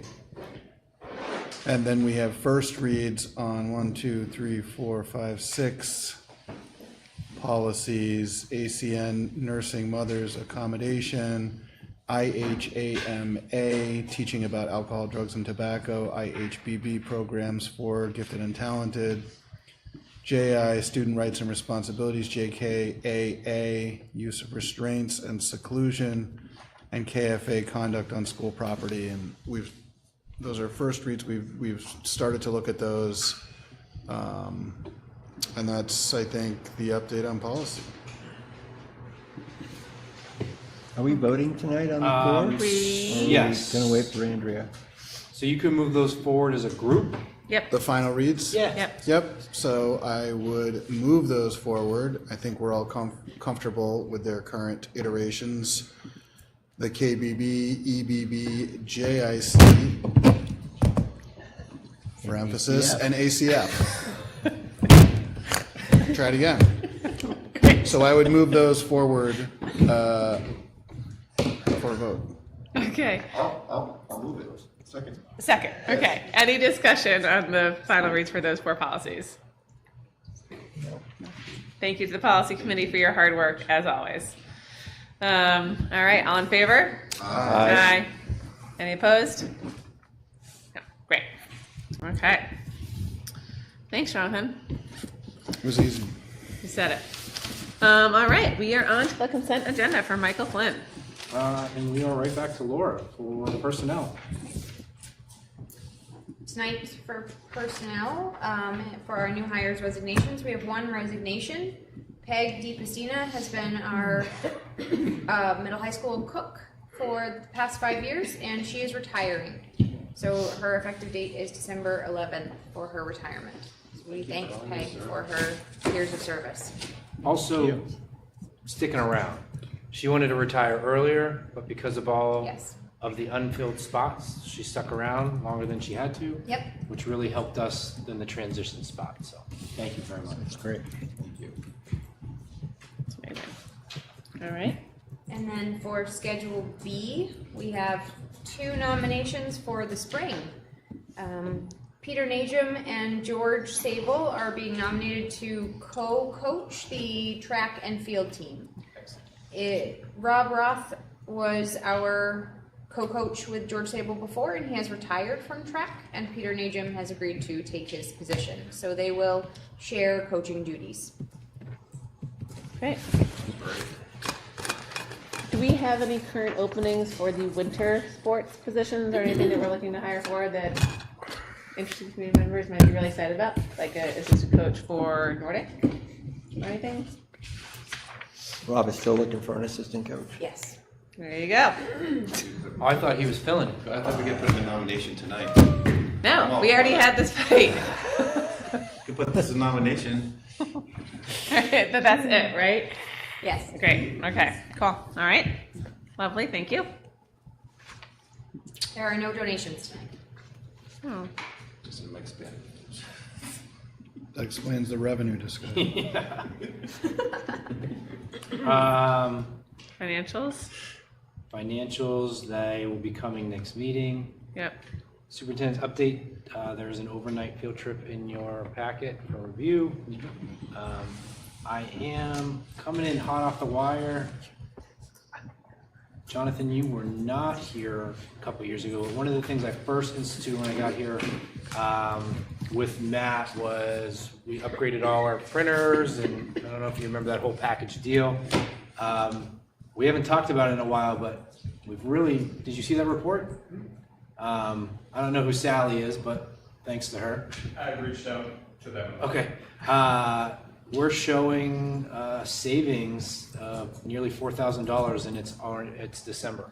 So that's on printing, that's on repairs, all that stuff. But that was one of the things that we kind of guaranteed, so to speak, that if we do this, we're going to see a savings because we're going to be able to monitor, we're going to have paper cut, all that stuff. So that was pretty cool. I thought that was pretty cool. Oh, and we did actually predict a reduction in the printing costs for next year because of these savings. Took it out already? Yes. Jeez. All right. And Is that because we're printing less, or is that because it's working better? A little bit of both. So print management is huge, and that was one of the system upgrades. So let's say last year, Harold Martin had a high number of color printers. We were able to identify who the person was, see what was going on, see how we maybe not need to print. So print management's one thing, but efficiency as well, for sure. Less wasted stuff coming out. Also, it's just cheaper per page. True. Mm-hmm. So that helps. I will say, just as color commentary, that one of the things that gives Michael Flynn some of the greatest joy in life is this printing efficiency contract. It is really nice. Well done, Mike. Great job. I love it. Uh-huh.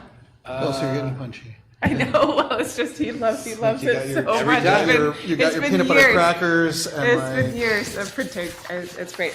It's good practice. Yep. Anything else? That is it for this moment. Okay. Great. So with that, I would ask you to accept the consent agenda as presented. So moved. Second? All right, any discussion? All in favor? Aye. Any opposed? Great. Hey. All right, committee updates. All right, let's do it. Anything coming out of finance? You guys are meeting in a week or two, is that right? Okay, great. We just heard from policy, CIP. Anything happening? We'll be later this month. Okay, Yep. great. Safety and security? Next month? Next month? Oh, no, January. Okay. Which is also next month. Which is, oh, yeah. Speaking of punchy. Oh my God. And then EMC met today. We talked through a few things. The lower schools, Maple Street and Harold Martin had some 2 plastic-free days earlier this month, which is great. Flo has gotten medal silverware at the high school. We're looking at a couple of things there, and we're continuing sort of like a what I would call like an event program through the rest of the year that our principals and faculty are doing a great job on. We had another in-depth round of energy usage studies done, as you guys might remember from Resilient Buildings Group. Those reports just came in 2 days ago, so we're splitting up as building-wide teams, and we'll be sort of picking through those, coming up with questions, and talking with the consultant who developed them, and we'll be discussing those at January, so we'll be able to loop back to you guys with those hopefully in January, early February. EMC, Energy Management Consultants, the company who is also looking at all of the buildings and how we could basically try to drive down energy usage through systems, equipment, et cetera, is delivering their report, the actual report, next Tuesday, which is great. So we will get that spreadsheet that I think we are all super excited about. It's my version of the printing contract. We will get a lot of data. It's true. And we'll be able to, I think, parse through that, and we might have something in time for a pretty solid update for a meeting in 2 weeks. But I think we're jazzed for that. So we're doing great. All right? All right. All right, so where am I on the agenda? We are out now to our second public comment portion of the evening. If anyone would like to come up, please feel free to state your name, address, and keep it to 3 minutes. Great, okay. Any other business, old business? Anything for you, Mike? So recently I had a parent reach out to me in regards to graduation and costs. Previously there was a mention that we charge our students for their own graduation, and I had a conversation with parent. Previous we did, but when I got here in the first year, I'm nodding with Rob because he was a big advocate on students should not be paying for their own graduation. So the board 3 years ago adopted the costs for graduation into the budget. So our students do not pay for their graduation. However, because you guys make a fortune on fair parking every year, they do use their money they got for yearbooks, Caps and gowns, and your class trip, stuff like that, and your presents. But like the barn, the rental, all that fun stuff, all comes out of our general fund. So just want to put that on record that we do not charge that. Great. And that's it. Oh, there's another question that came up recently into Laura's office in regards to the remaining cost of the bonds. That is located every year in The budget bulletin. It will be coming out after we secure our warrants. Yep. So if you're looking for historical reference, you can go back to any Budget bulletins are found in the school district annual report. Information, school district, district info, prior year's budgets, and you'll see budget bulletin on the right-hand side. And if you literally search for debt or bond, it will pop, or principal, or it will. You'll be able to click through eventually. I think this year or last year was on page 38, give or take. Maybe. I'm assuming that information's also available in the audit that comes out pretty soon, probably? The audit will be coming out soon, yes. I believe that our amount of debt is there, but it's in essentially a balance sheet item rather than a delineated table of its own. Harder to find in the audit. Yes. That's it from us. Thank you for that time. Okay, sorry. Easy for you, Mike. Great. Okay, so with that, we have actually a need for a non-public. We will close the non-public and then we'll move into a non-meeting. Or which way we're not coming back. The non-public is under RSA 91A:3, 2 C for reputation. Reputation. Yep. This is a roll call vote. May I please have a motion to enter into non-public? Make a motion, we enter into non-public. Second. Okay. Rob Nato? Yes. Jonathan Kahn? Yes. Norm Gupel, yes. Dulce LaPoma, yes. Thank you, everyone, for your thoughtful commentary this evening. Great to see everyone. Have a great